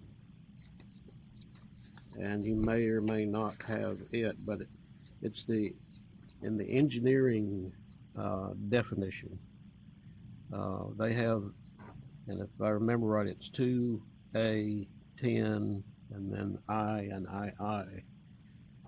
or You can find this, the proposed language, Frank. I'm looking at the landscape architect definition. It's 1C, 1AB.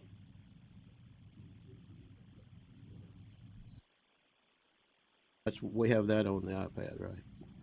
Yes. No. That's in the handout that I gave you this morning.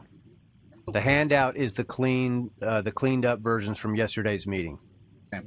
So if you're looking at landscape architecture, you look at 1C and then subsection 1 followed by lowercase a and b is what the addition was. Right.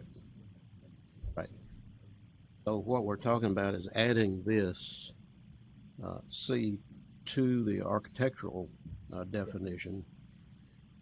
The only change would be where it says in the landscape where it says in architecture. Frank, we lost your mic there. Oh, I was just saying the only difference for item C that's in the landscape architecture definition would be in C1, where in the landscape it says engineering and architecture, it would say engineering and landscape architecture. And the rest would be the same. And by doing that, the landscape architecture, the architecture, and the interior, and the engineering definitions would all be the same. Okay. Yeah. Michael, did we discuss where to locate that in the? One quick thing, Frank, and I guess Stuart, is it also changing? So that would really read engineering and landscape architecture that is incidental to the practice of architecture, and get rid of that landscape part of. Okay.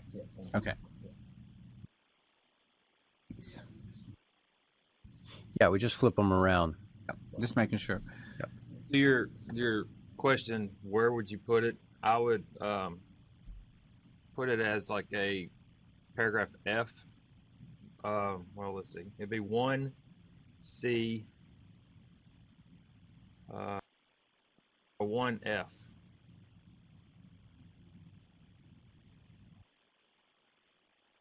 Okay. Added to the definition.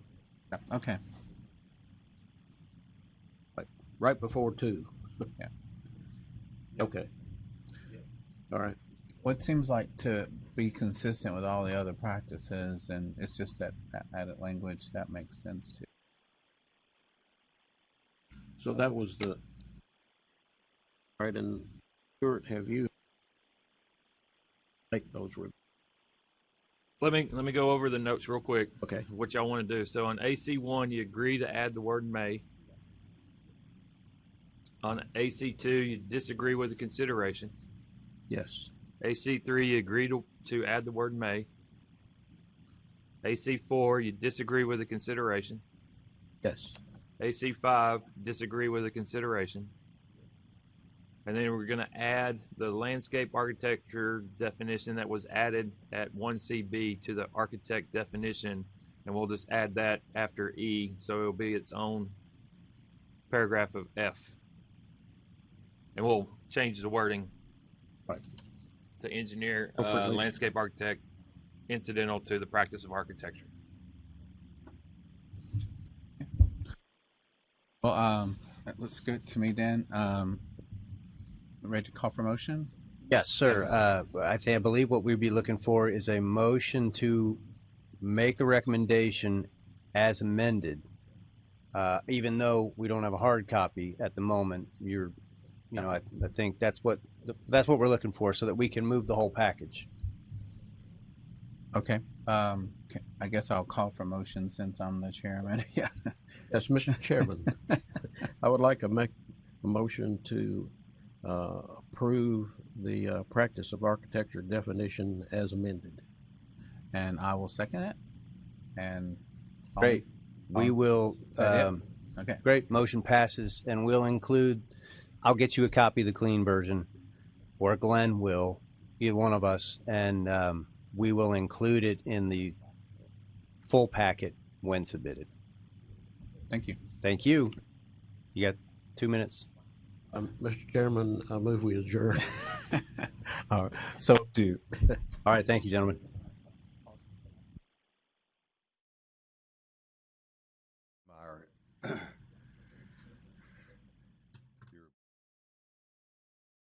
To go ahead and hit record on our live feed. I don't think she has a way of letting me know that, so I am going to wait. I'm going to count to 10 seconds or so. Okay.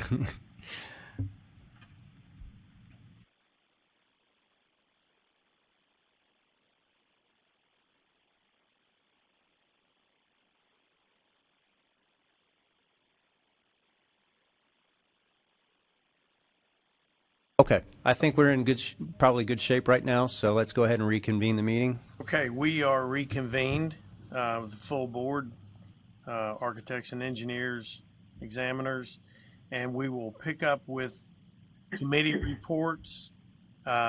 Interior Design Committee. Is Melanie still with us? I am. All right. Great. Good morning, everyone. Thank you for introducing the Interior Committee report. And we had one item on the agenda yesterday, and that was to refine and approve a definition. And we accomplished that very well. You have that definition, I believe, in a package that Michael sent to you. And I guess that we will submit that to the full board for approval during the old business and definitions discussion. Is that correct? Yes, sir. Yes, ma'am. Right now, all we're looking for is a recommendation from the committee to accept the definition as submitted. So is that in the form of a motion or? Well, you all accepted it yesterday, so I believe that there's no motion necessarily needed at this point other than you recommend that the full board accept the definition from the Interior Design Committee as submitted. Yes, we recommend to the full board to accept the definition as submitted. And Frank and Alton, you're in agreement? This is Frank. I'm in agreement. This is Alton, so am I. Good deal. Good deal. There was one other item that I need to bring up, and it's in regards to attendance of the CIDQ conference, Council of Interior Design Qualification conference in LA in October. And I don't know, I believe they CIDQ funds one person from the state. And do we need to identify who else might be attending?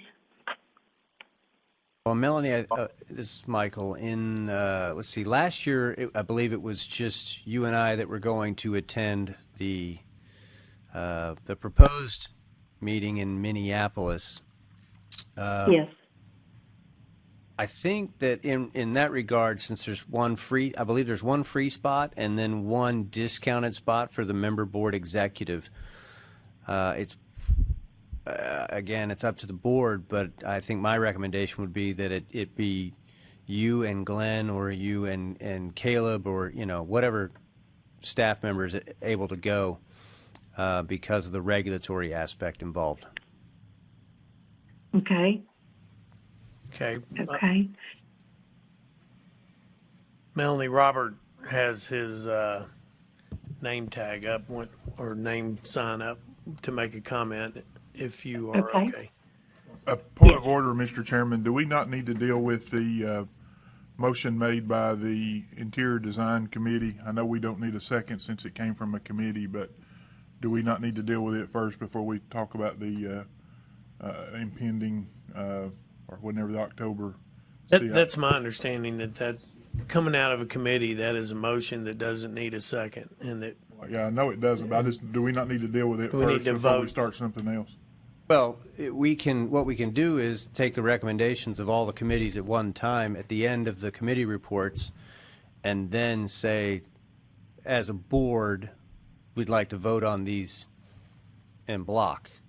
So you're voting to accept the recommendations of all committees at one time, as opposed to. Is that okay with you? Well, no, I mean, if we're going to do that, there's a little bit of a question on that, but let's deal with all the definitions before we go to who's going to what meeting.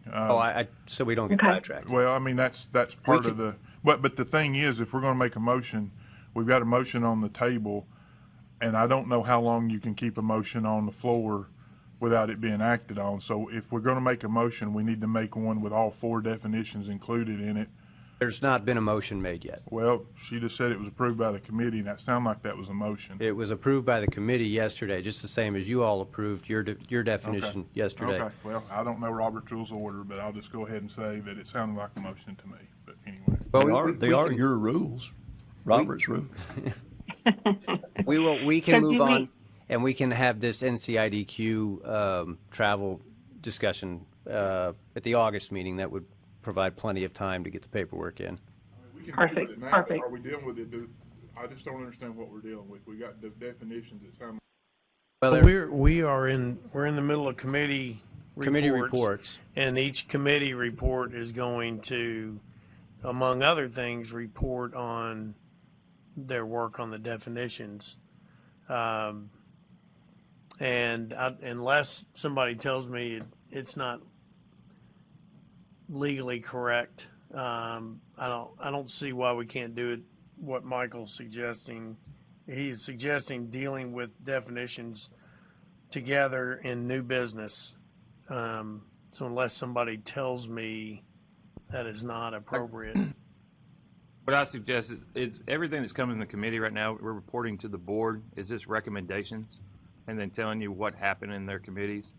But I would suggest that under the old business of definitions, then you would make motions to approve the definitions, because we could get to a point where we may have to tweak a little bit just in case. But these are just recommendations from the committees. So I like I said, I would move any motions that y'all want to make on the definitions would be under old business. Okay.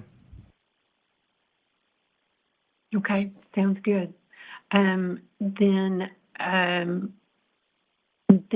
That concludes the report from the Interior Design Committee, unless Frank or Alton, if they have something else they would like to contribute.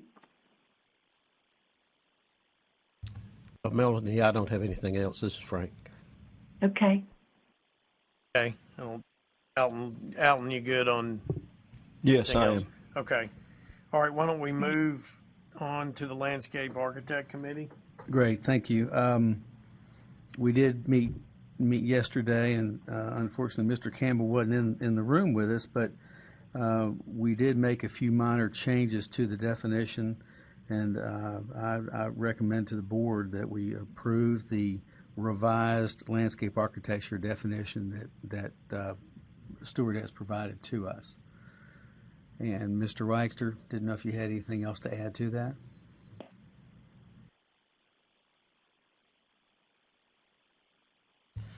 Yes, I kind of do have a question on the definition where we added the incidental practice phrase. Yes. I'm kind of thinking, and I was just looking at the engineering definition and landscape and the new architectural version. If you look at the landscape architecture definition, item C, I'm kind of thinking the engineer, what's there under item C shouldn't be there. And where there's a 1 that says engineering and architecture, that ought to be C. If you'll read that, item C says design, conceptual design, and or conceptual design coordination of engineered works or systems. Really part of the Can I? want it to be, but I'm not sure it has to do with the incidental practice. Under that? Yes, please. You'll look under the engineering definition, paragraph 2, and then go to subparagraph D.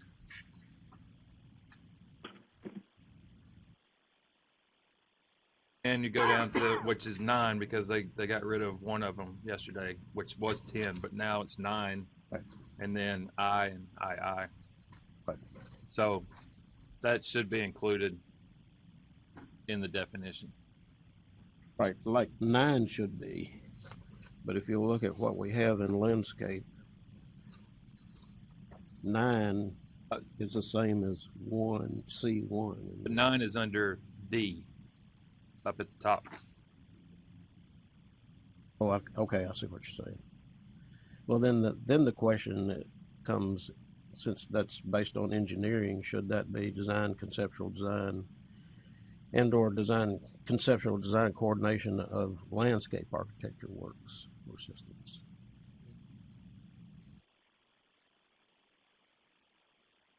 Yeah, that was something that was brought up right before we came back. That can be, I think we can go ahead and revise those to include to each industry on the definitions. I'm fine with that. Okay, so that's a word change in 1C of the landscape architecture definition that the landscape committee approves of. That's correct. When you make your motions later under definitions, you'll make that motion as amended. Okay. Okay, so Larry, we're landscape architect committee report. Anything else in that report? Nothing else. That's it. Okay. Mr. Chairman, I'm sorry. I don't see a 1C under the landscape architecture definition. It's not electronically. Okay.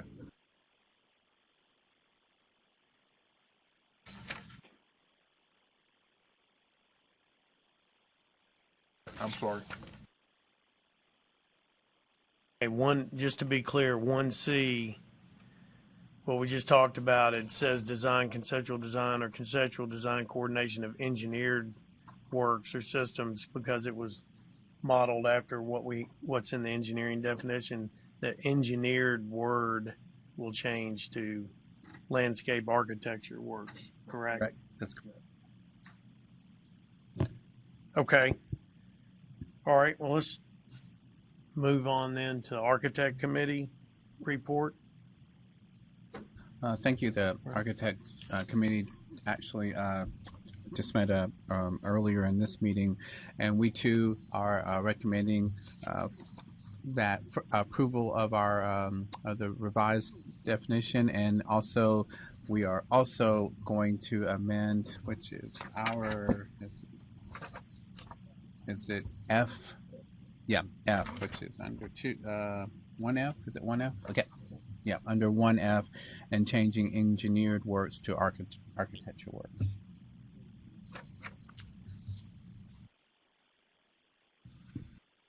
Chairman, I have a quick question just for clarification. Sir, are you to me? Notice, You, Ricky, I'm sorry. I'm sorry, Brian, this is to you and Frank more than anything else. Under Practice of Architecture 1C1 on the page 1 down at the bottom, you list items like site layout, site drawings, grading that would normally be attributed to a civil designer. Can you help me understand how that's integrated into architectural? I do it all the time. You do site grading plans?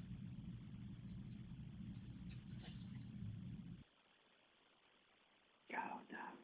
I mean, and it's also part of our curriculum. Okay.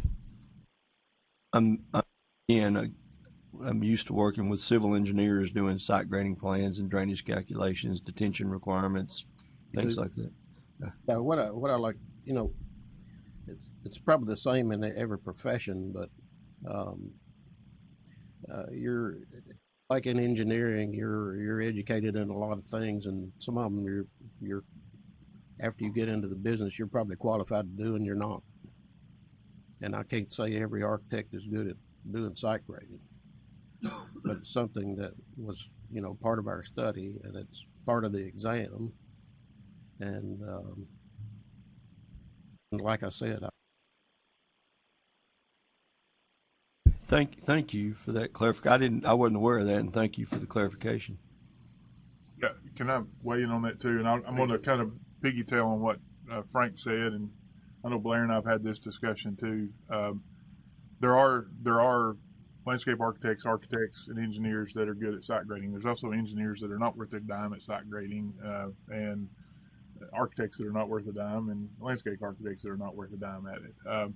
And typically what we see from both professions is a landscape architect or an architect will do, and I want to call it more preliminary grading. It's but because we didn't have to come and integrate the drainage systems and other things into that grading plan. But a lot of times those kind of grading plans are very helpful for the engineer to see what the architect's intent was on how they wanted the building to sit, or kind of what elevations, and what we're looking at retaining walls, and that really in a lot of cases that's what we see. We don't see really a final quote grading plan unless it's just a block building out there that's sitting out by itself, because generally we have to incorporate detention, drainage, and other things that are part of what we do, but we kind of take that as a base of that. But every once in a while you see a grading plan totally, and I know Steve sees them too and probably disagrees with me, but that's okay, but sees them from if you've got one building and it needs one contour grading or two or three or whatever small amount of grading, architects can do that. But again, there's engineers that can't do them worth a dime either. So anyway, I'll shut up. Steve. What I was going to say here, this discussion is headed toward the reason why I push for the incidental practice language. Anytime I can talk to Blair and talk about what I can do and he shouldn't do, or he can say what or vice versa. But the important thing is that we have that incidental.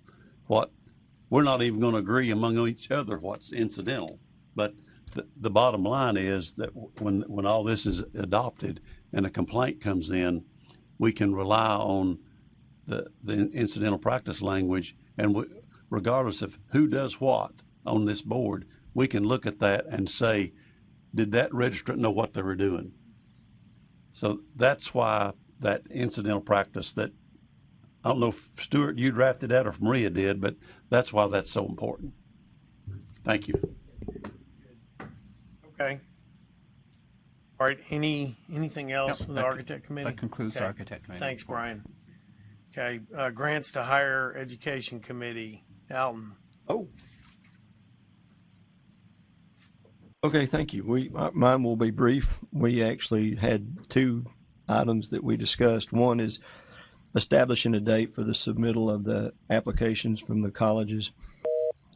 We've set September 2nd as the date that those are to be received. Hold on just a second while we figure this out. Sounded like an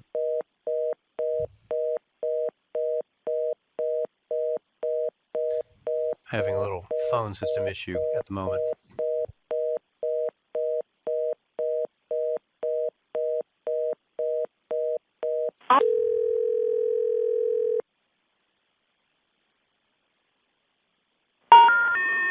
All circuits are busy now.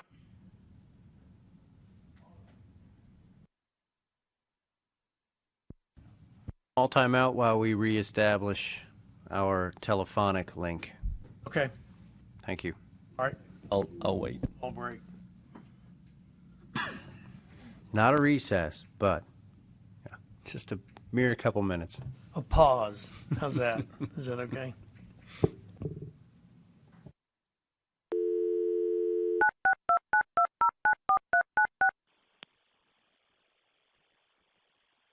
Welcome to the audio conferencing center. Please enter a conference ID followed by pound.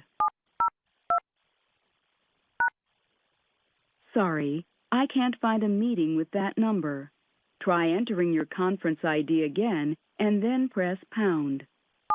When your IT guy says, "Oh shoot," Sorry. that's not a good sign. Sorry, no current meeting matches that information. Please contact the meeting leader for assistance. Goodbye.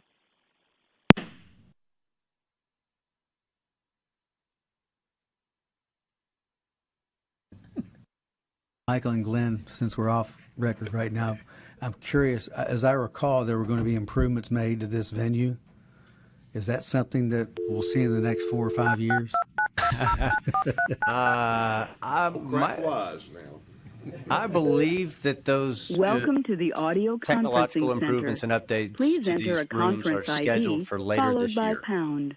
So there will be a period of time where these board meetings are likely going to be held in the Tennessee Tower. They could be held at one of our other commerce and insurance facilities down off of Murfreesboro Road. Still working on all that out. If you're the meeting You all will be organizer, notified press star with now. enough time to, make adjustments. They gave us quite a few options, and Michael did a really good job rolling those out. One of the ones After the that tone, I like is please, T-LETA, you're which is the now Post joining Commission, the meeting. because if you've ever tried to go in the Tennessee Tower, that's not fun. Please wait. So parking, you can imagine the logistics on something like that.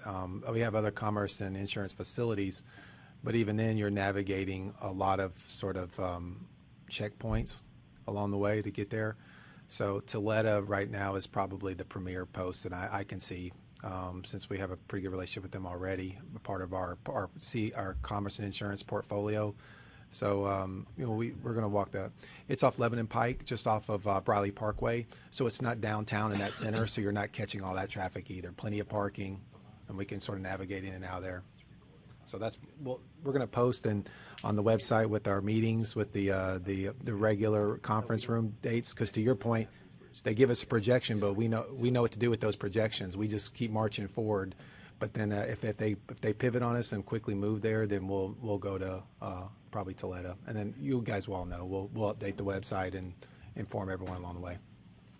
So if we're trying to make hotel reservations ahead of time, having one over here on West End might not be the best location if we're meeting on Briley Parkway and Lebanon Road.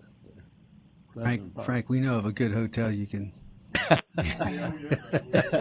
The Hotel Preston is out. We're putting you there. We're back. At least give me a shower curtain. Looks like we're back then. If you guys want to start, We'll give you ample notification. Frank, I second that motion.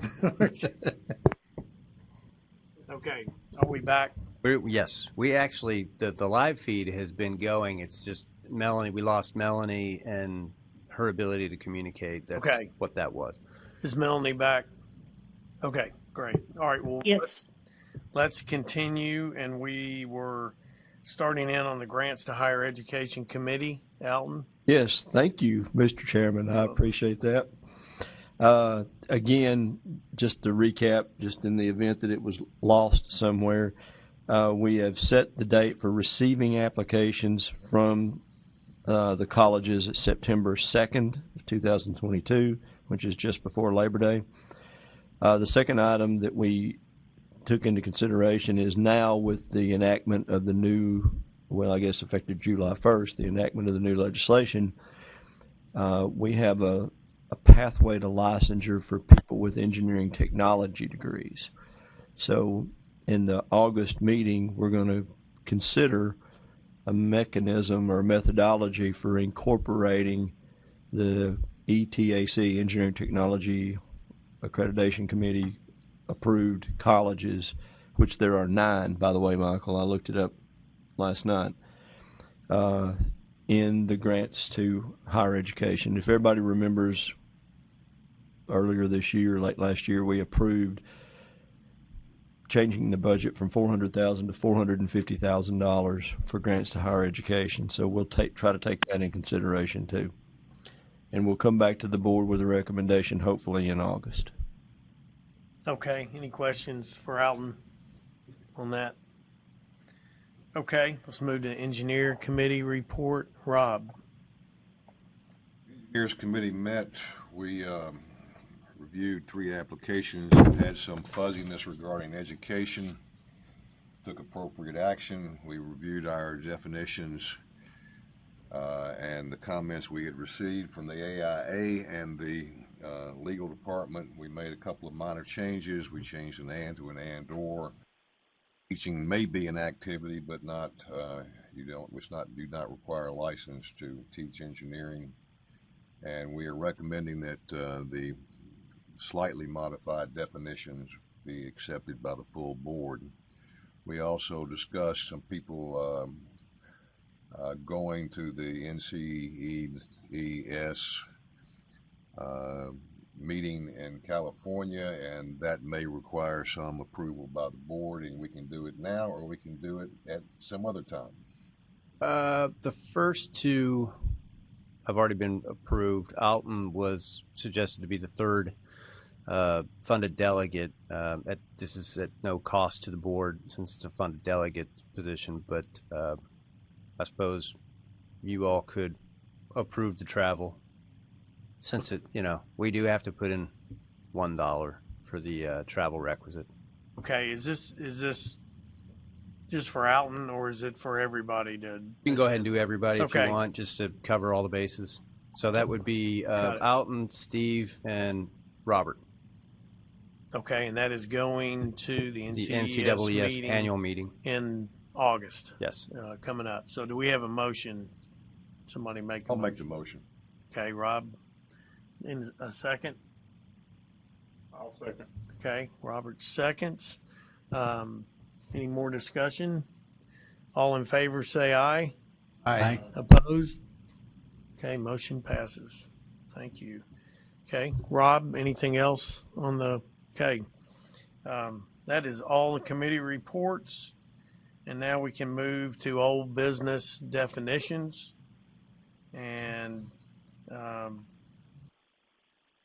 this would be the part where Chairman, I move that we accept the recommendations of all the committees to accept these definitions and press on. As amended, correct. As amended in the last meetings. Second. Brian seconds. Any discussion? All in favor say aye. Aye. Opposed? All right. Definitions are passed as amended. It's a benchmark day and a benchmark meeting. Congratulations. You said bench, right? What did you think I said? He did.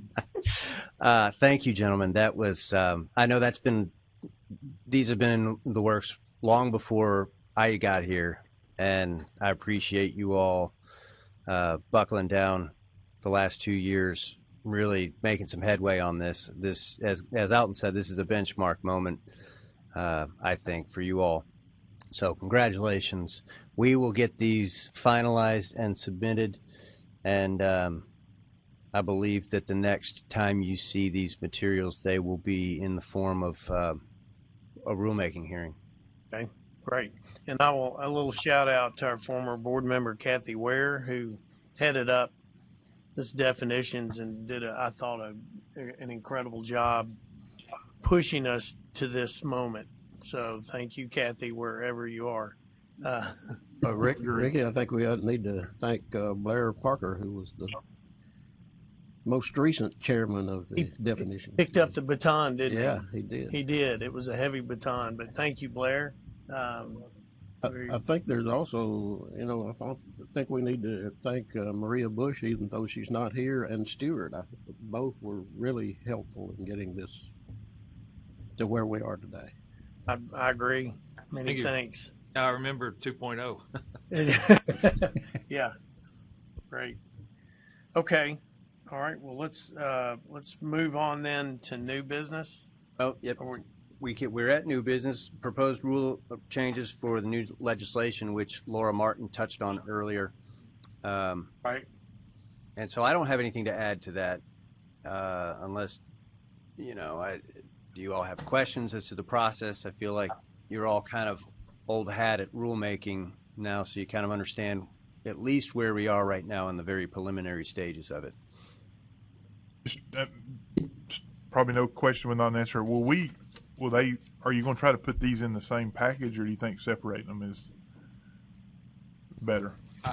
We don't know at this point right now. Okay. I mean, we'll just start moving forward in the process. Okay. We have, if you don't have anything else. Well, we talked about earlier in the meeting to add notice of next year's meetings, and at this point under new business. Yes, we just try to kind of get ahead of it a little bit, and you can imagine that calendar fills up pretty quick. So Sure. We're going to do that if the board pleases. It sounds like that since it's on the agenda, we will. So that's great.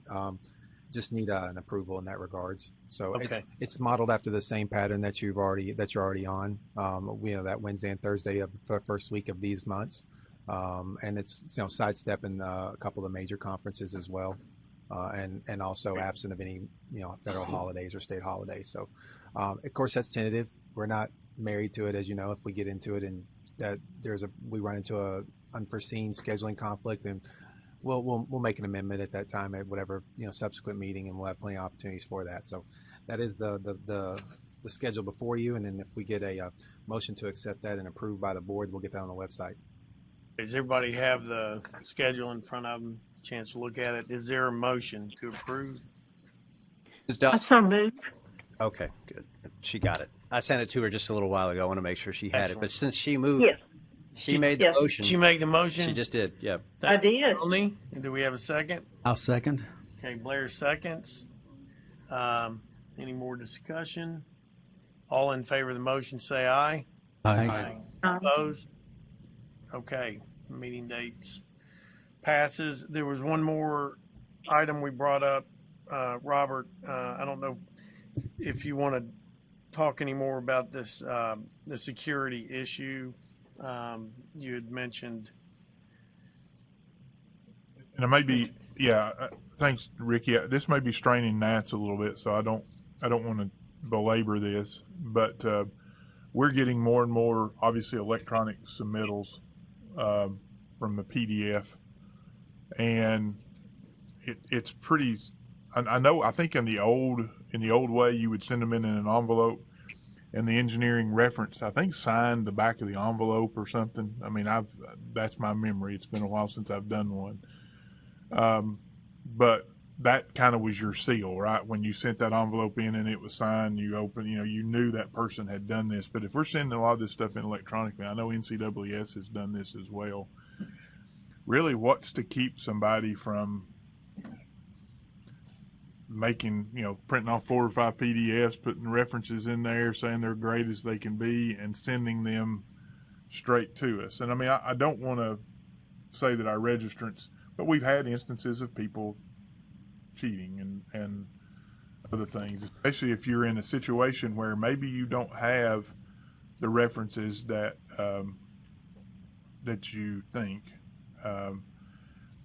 It's just a question, and I don't know that I don't want to strain gnats, because it may be something that we're trying to solve a 0.001% problem, and so I don't want to put a bunch of stuff around it. But that is something that if there is some simple way or some other verification, we may need to think about that as a board as we go into more and more electronic. You're not getting them envelope sent anymore, and it just seems like that kind of has an opening for that potential. So that's all I'm saying. I can speak to that real quick. As we receive references, some still come in via mail. They come in on company letterhead with a company envelope. And if they come in electronically, they must come from the reference themselves directly to our staff. There's no in between. There's no middle person. We do not accept references from the applicant directly. They must come directly from the reference to staff. And I appreciate that, but I reckon part of the thing is, and again, knowing how, do you check in the email because somebody could go create 4 dummy Gmail accounts, and it could say robert.campbell1999 whatever at gmail.com, and it looks like it would be coming from a Robert Campbell, right? And so and again, I may be making way too much out of this, but it seems like there is a possibility to spoof the references coming forward. And again, I appreciate looking at matching that up, and I know that's a big deal, but and again, there may not be a solution. I may be trying to create something that's not there. I'll add a comment too that the paper form previously, I think, could have been that. I mean, that wasn't a perfect system either, because there were a system of checked off boxes in the place for a signature, just like on the electronic form, and somebody could have signed that and done that. So it wasn't perfect paper wise either. But I think we were supposed to sign the reference was supposed to sign the back of the envelope. At least that gave a little bit of a. Well, which could have been done though. I understand, but that kind of said, well, at least somebody may match the signature at some point. So, but it was. I kind of tend to think of it as an equally imperfect system. Maybe. That's right. Yeah. Okay. Well, good thoughts, good discussions. Glenn, anything you want to? It sounds like you came to the right balance. That's always the strain, trying to find the balance into all of this with all of our requirements across our programs, about how far do we go. And one of the things that sort of covers a lot of that undergirds that is the attestation at the bottom. Should we find a complaint, then we go back and we could do a formal hearing, and then they have disciplinary action. And so there's we don't also call each of the testing vendors either, or call the schools to make sure their diplomas are correct, and so it is a tough balance, and it sounds like the board already came to that conclusion. And I will mention we recently are in the process of procuring a license from a state that requires you to be registered through the NCES program. I don't remember running across the state like that before, but I just mentioned that. So some state decided that they wanted to require people going after comedy licenses to be go through the NCES registration program. And one other quick thing, but the only thing I was thinking is that, and you're right. I mean, we have that attestation at the bottom, but maybe some statement that says we may call your references. I don't, sometimes if people think that you're going, even if you don't, there's at least hey, they may check up on that, and we may call a reference if it looks a little goofy. I don't know, but I don't want to belabor it. I know we're all ready to go, but I think it's something that we may need to just put an ear to the ground and see, because Frank talked about that was a little bit of a discussion that you all had at your NCARB, and that sounds like it's gotten up to that level anyway. Right. Well, actually, I had another thing I was going to bring up, but yeah, the question was anonymity, with the person that was making the complaint, and how do you legitimize that, and one thought would be, if we get an anonymous complaint, that the board would follow up with that before bringing it, and file a complaint if they thought it was. I mean, we get a lot of complaints filed by the board itself, and so I'm just thinking maybe that's another step to take before we just say we've got an anonymous complaint and here it is, and carry through with it. Actually, thank you, Mr. Chairman. And Frank, I appreciate what your comment. I actually went through that about 3 years ago, where I was contacted by a group of people who represented public agencies that reviewed plans. And there was multiple counties involved. And they, at the time, Roxana was the executive director, and I contacted her about, they didn't want to release their names. They didn't want their names publicized. because of all the things I said when we first discussed this. And that envelope of anonymity was important to them, and that was a mechanism that they felt comfortable using in filing a complaint against somebody who was obviously practicing beyond their competence, but who lived and worked in the areas that they reviewed in and had a lot of influential contacts and connections. Yeah, and what I'm saying is that, I see there is a need for anonymity in certain cases, but if there is a group that prefers to be anonymous, couldn't the board look at that, look at what their complaint is, and if it's legitimate? That was the action. The action that we would have taken if they had gone on and submitted the complaint. Then we would have. Roxana would have given it to the board to determine whether or not it merited or rose to the level of being a complaint that the board itself would have entered. I think that's the protocol. Stuart, is that what happens now if an anonymous complaint comes in? Does it get either assigned to the board or presented to the board as to then become the complainant? Yeah, I mean, under the disciplinary action part of reg boards, every complaint that comes in, whether it's anonymous or not, is opened, and we eventually get it signed. It gets assigned to the legal department, and that's when we start looking at to see, are there violations? We look at the facts. We of course let y'all review it and everything. So to say it's anonymous or not, or we're not going to take action, is not really correct. That because it's anonymous, if we see something that there's a violation, there's a clear violation, we're still going to pursue it. Who becomes a complainant anonymous? Well, is it just call that anonymous source the complainant? Yes. Okay. Yes, it's an anonymous complainant. I understand. Okay. But if there's some reason why we could probably make it the board as a complainant, but I'm not sure about that process because right now I know that if we have anonymous complaints come in, we still open that complaint and we look at it.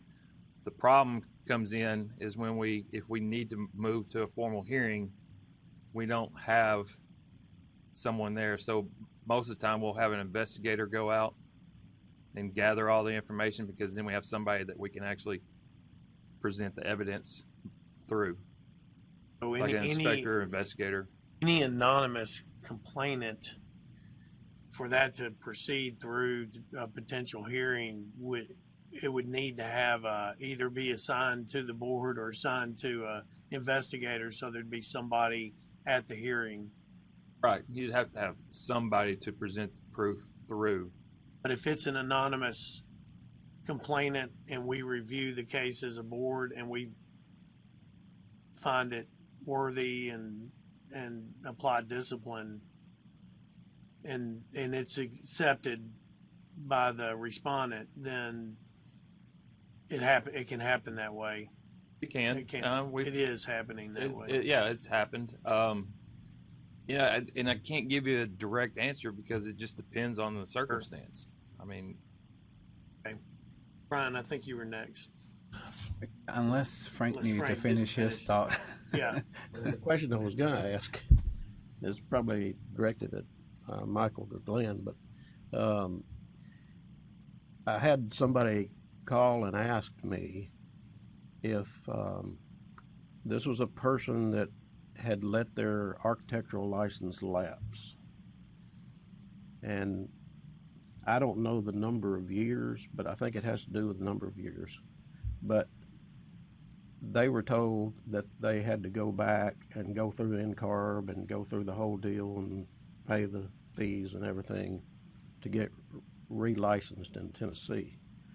And somewhere in the back of my mind, it seems like if it's over a certain number of years, in other words, if it was a year they're usually not directed to go back. But is it 3 years, or is there a certain number of years that it's been lapsed that they're required to go back and go through? Or been getting all of their documentation, give them their, their college transcripts and all the other stuff that they have to give, and it's cost about $1,200 if I remember right to go. So is there, the question to me was, how many years lapse before you've got to go back and go through? Stuart's taking a look at that, but see if there's something, hard set. But just philosophically, and I'll have to be very careful because I'm anytime you say that word, right, that can get you in a world of trouble. But our mandate is such that we follow the rules and the laws. And so where there's any gray spaces, that comes to the board for interpretation. And so unless it is explicitly stated in our rules and laws or on the record at a board meeting, we don't apply sort of arbitrary sort of standards or requirements or communicate such, because we are not an entity to ourselves. And oftentimes when I do an outreach, that's usually the first thing I'll do is I'll come to folks and give them a quick little civics lessons, the associations, because I think they think that there's this all-powerful board and the administration is the board, and that we just sort of arbitrarily make these decisions. That's not at all how it works. And obviously this board wouldn't need that. But only to say that, to frame it up, to let folks who may be listening or otherwise, that we follow those. We don't have sort of uneven policies where we've gotten away from. We put those in rules, and then we adhere to those. So that way we can. So unless there's something specifically written down that's already been decided upon by the sanctioned authorities, whoever those may be, that there wouldn't be any sort of arbitrary, loose requirements as to timelines and such. I guess it seems like the one I do remember like this was it was a female architect, and she had moved to Colorado and been there for like 15 years and dropped her license in Tennessee and came back and wasn't happy that she was having to go through NCAR again. Well, long time. Maybe it's because you don't have the records anymore. Do you get rid, if somebody drops their license, do you not carry their records? They've been licensed with us so many years. We'd have the records, so we would see the gap. I can tell you this off the top of my head: if an architect applicant, if their license lapses longer than 6 months, which would be the expired grace period, then they have to reapply. That doesn't require retesting. However, I can't say this with certainty because I'd have to look it up, but I do know of professions that after a certain amount of time, if you're not doing CE and you're not registered anywhere else, it may require a retest. We have some programs that require retests anywhere from 3 to 5 years. Again, I'd have to look up the architects, the amount of time the architects are required. But it wouldn't surprise me that there be that fail-safe in place because methods change, safeties, codes change, all that sort of stuff. And if they've not been practicing, then they haven't been keeping up with their CE. We can and we accept NCARB files. So if they're current with NCARB, we accept that. But if they even let that lapse, then I think that creates a different situation. Okay, and that's probably the situation. That's be my guess. What Michael said is what I think happens in engineering, that if they're beyond the grace period that's stated in the laws and rules, they reapply. They don't have to retest, but they reapply, so they've got references to gather and experience to write out, and that's just what that's what we get all the time with people with lapses. So that's the time I think you're looking for is a grace period. Brian, I think Stuart actually answered it. Yeah. Rob, did you have a comment? Okay. All right. We've come to the end of the topics on the sheet. I will say that. So, Michael, Mr. Chairman, can I say one more? Yeah, please. Okay, I want to go back to the meeting dates. Yeah. And this I should have stepped in a lot earlier when this happened, but that we have to have an in-person quorum, of course, and there's no executive order or statute that's been changed. So when Ms. Doss made the motion, she's actually not here in person, so she's not allowed to make that motion. I just want, in future events, if one of you cannot attend in person, you cannot actually make the motion, and your vote really doesn't count. I mean, you can say yes or no, but also on the meeting dates, it's more informational purposes only. And so if you don't mind, I'd like you to go back and read the proposed dates into the record. And like I said, it doesn't require a motion in a second. I mean, if you want one, but that's, I'm Right. just saying, I just want to make sure that we know that going in the future, if you have to attend virtually, that you cannot make a motion or a second. Okay. That would require a statement of necessity. Is there any movement to change any of that? I mean, if we're doing this remote and we're broadcasting this and people are attending remotely, I mean, it's either in person or it ain't. And we got a deal that clearly says both. Well, as of right now, you have to have an in-person quorum, no matter what. Whether or not that's going to change, I don't know. I know that there was something that was brought up last session, but I don't know where it went. Well, if you have to have an in-person quorum, why are we broadcasting this? Why are we stopping the meeting to keep it online if you got to have an in-person quorum? Let's have it one way or the other way. I cannot answer that.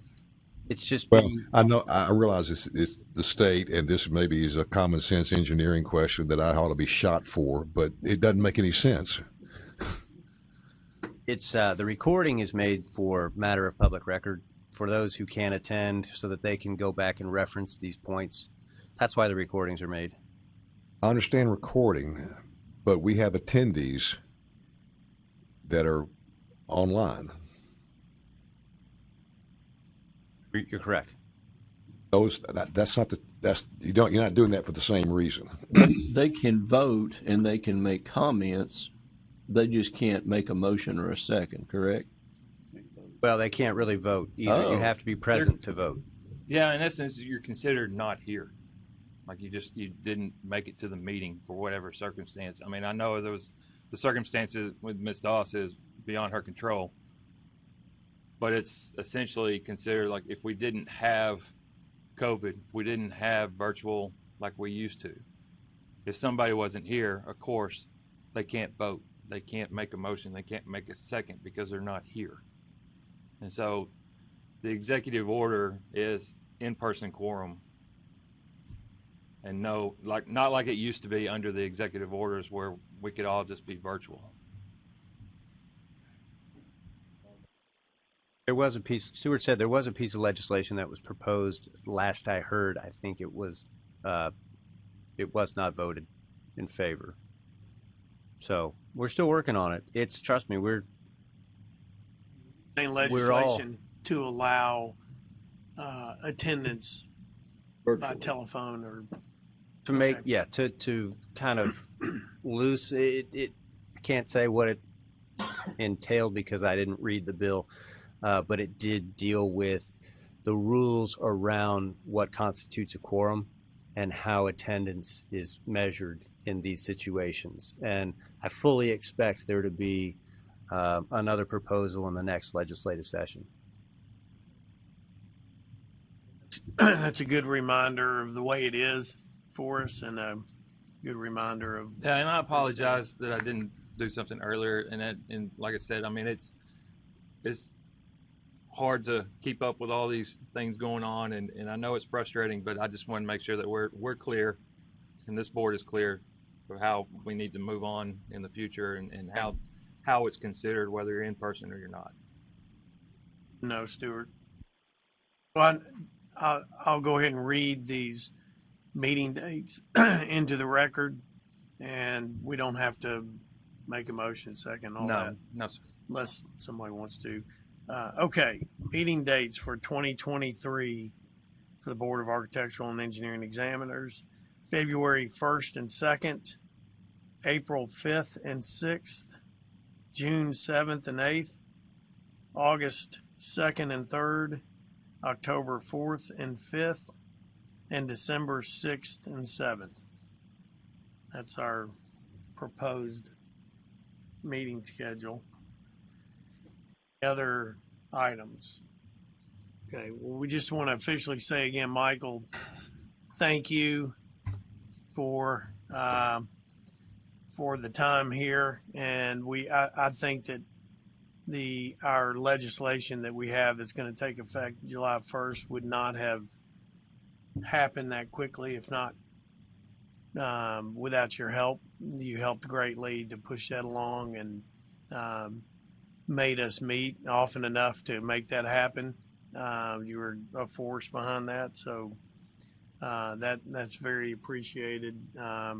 And Glenn, we welcome you officially. Any other comments?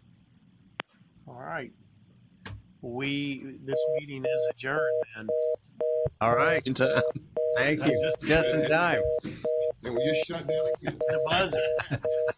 Thank you all. Thank you. Thank you.